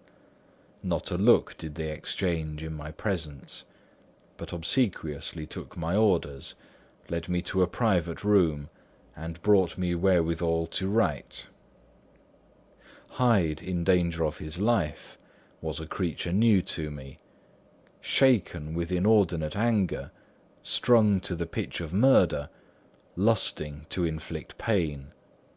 Yet the creature was astute, mastered his fury with a great effort of the will, composed his two important letters, one to Lanyon and one to Poole, and that he might receive actual evidence of their being posted, sent them out with directions that they should be registered. Thenceforward he sat all day over the fire in the private room, gnawing his nails. There he dined, sitting alone with his fears, the waiter visibly quailing before his eye, and thence, when the night was fully come, he set forth in the corner of a closed cab, and was driven to and fro about the streets of the city. He, I say, I cannot say I. That child of hell had nothing human, nothing lived in him but fear and hatred, and when at last, thinking the driver had begun to grow suspicious, he discharged the cab and ventured on foot, attired in his misfitting clothes, an object marked out for observation, into the midst of the nocturnal passengers, these two base passions raged within him like a tempest. He walked fast, hunted by his fears, chattering to himself, skulking through the less frequented thoroughfares, counting the minutes that still divided him from midnight. Once a woman spoke to him, offering, I think, a box of lights. He smote her in the face, and she fled. When I came to myself at Lanyon's, the horror of my old friend perhaps affected me somewhat. I do not know, it was at least but a drop in the sea to the abhorrence with which I looked back upon these hours. A change had come over me. It was no longer the fear of the gallows, it was the horror of being Hyde that racked me. I received Lanyon's condemnation partly in a dream. It was partly in a dream that I came home to my own house and got into bed. I slept after the prostration of the day, with a stringent and profound slumber, which not even the nightmares that wrung me could avail to break. I awoke in the morning shaken, weakened, but refreshed. I still hated and feared the thought of the brute that slept within me, and I had not of course forgotten the appalling dangers of the day before. But I was once more at home, in my own house and close to my drugs, and gratitude for my escape shone so strong in my soul that it almost rivalled the brightness of hope. I was stepping leisurely across the court after breakfast, drinking the chill of the air with pleasure, when I was seized again with those indescribable sensations that heralded the change, and I had but the time to gain the shelter of my cabinet before I was once again raging and freezing with the passions of Hyde. It took on this occasion a double dose to recall me to myself, and alas, 6 hours after, as I sat looking sadly in the fire, the pangs returned, and the drug had to be re-administered.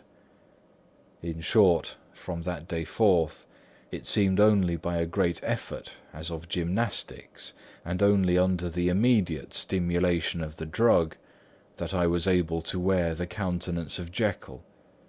At all hours of the day and night, I would be taken with the premonitory shudder.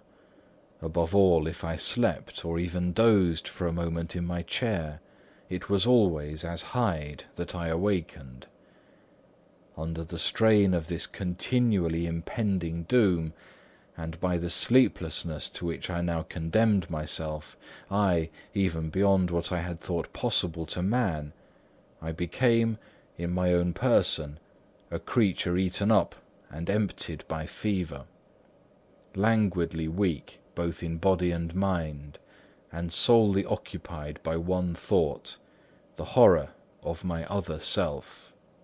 But when I slept, or when the virtue of the medicine wore off, I would leap almost without transition, for the pangs of transformation grew daily less marked, into the possession of a fancy brimming with images of terror, a soul boiling with causeless hatreds, and a body that seemed not strong enough to contain the raging energies of life.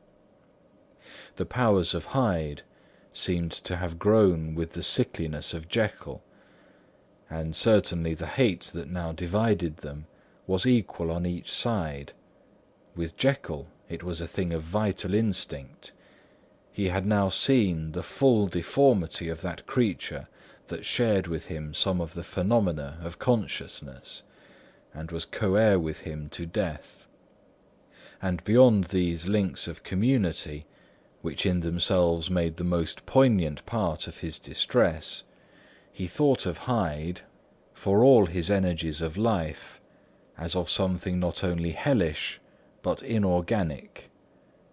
This was the shocking thing, that the slime of the pit seemed to utter cries and voices, that the amorphous dust gesticulated and sinned, that what was dead and had no shape would usurp the offices of life, and this again, that insurgent horror was knit to him closer than a wife, closer than an eye, lay caged in his flesh, where he heard it mutter and felt it struggle to be born, and at every hour of weakness and in the confidence of slumber prevailed against him and deposed him out of life.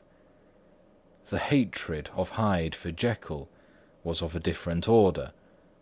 His terror of the gallows drove him continually to commit temporary suicide and return to his subordinate station of a part instead of a person. But he loathed the necessity, he loathed the despondency into which Jekyll was now fallen, and he resented the dislike with which he was himself regarded. Hence the ape-like tricks that he would play me, scrawling in my own hand blasphemies on the pages of my books, burning the letters and destroying the portrait of my father. And indeed, had it not been for his fear of death, he would long ago have ruined himself in order to involve me in the ruin. But his love of life is wonderful. I go further. I, who sicken and freeze at the mere thought of him, when I recall the abjection and passion of this attachment, and when I know how he fears my power to cut him off by suicide, I find it in my heart to pity him. It is useless, and the time awfully fails me, to prolong this description. No one has ever suffered such torments, let that suffice. And yet even to these, habit brought, no, not alleviation, but a certain callousness of soul, a certain acquiescence of despair, and my punishment might have gone on for years, but for the last calamity which has now fallen, and which has finally severed me from my own face and nature. My provision of the salt, which had never been renewed since the date of the first experiment, began to run low. I sent out for a fresh supply, and mixed the draught. The ebullition followed, and the first change of colour, not the second. I drank it, and it was without efficacy. You will learn from Poole how I have had London ransacked. It was in vain, and I am now persuaded that my first supply was impure, and that it was that unknown impurity which lent efficacy to the draught. About a week has passed, and I am now finishing this statement under the influence of the last of the old powders. This, then, is the last time, short of a miracle, that Henry Jekyll can think his own thoughts, or see his own face, now how sadly altered, in the glass. Nor must I delay too long to bring my writing to an end, for if my narrative has hitherto escaped destruction, it has been by a combination of great prudence and great good luck. Should the throes of change take me in the act of writing it, Hyde will tear it in pieces. But if some time shall have elapsed after I have laid it by, his wonderful selfishness and circumscription to the moment will probably save it once again from the action of his ape-like spite. And indeed the doom that is closing on us both has already changed and crushed him. Half an hour from now, when I shall again and forever re-indue that hated personality, I know how I shall sit shuddering and weeping in my chair, or continue, with the most strained and fear-struck ecstasy of listening, to pace up and down this room, my last earthly refuge, and give ear to every sound of menace. Will Hyde die upon the scaffold, or will he find the courage to release himself at the last moment? God knows. I am careless. This is my true hour of death, and what is to follow concerns another than myself.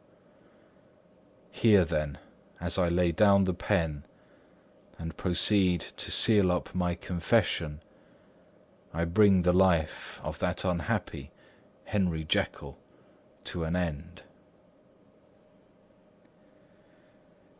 End of The Strange Case of Dr. Jekyll and Mr. Hyde.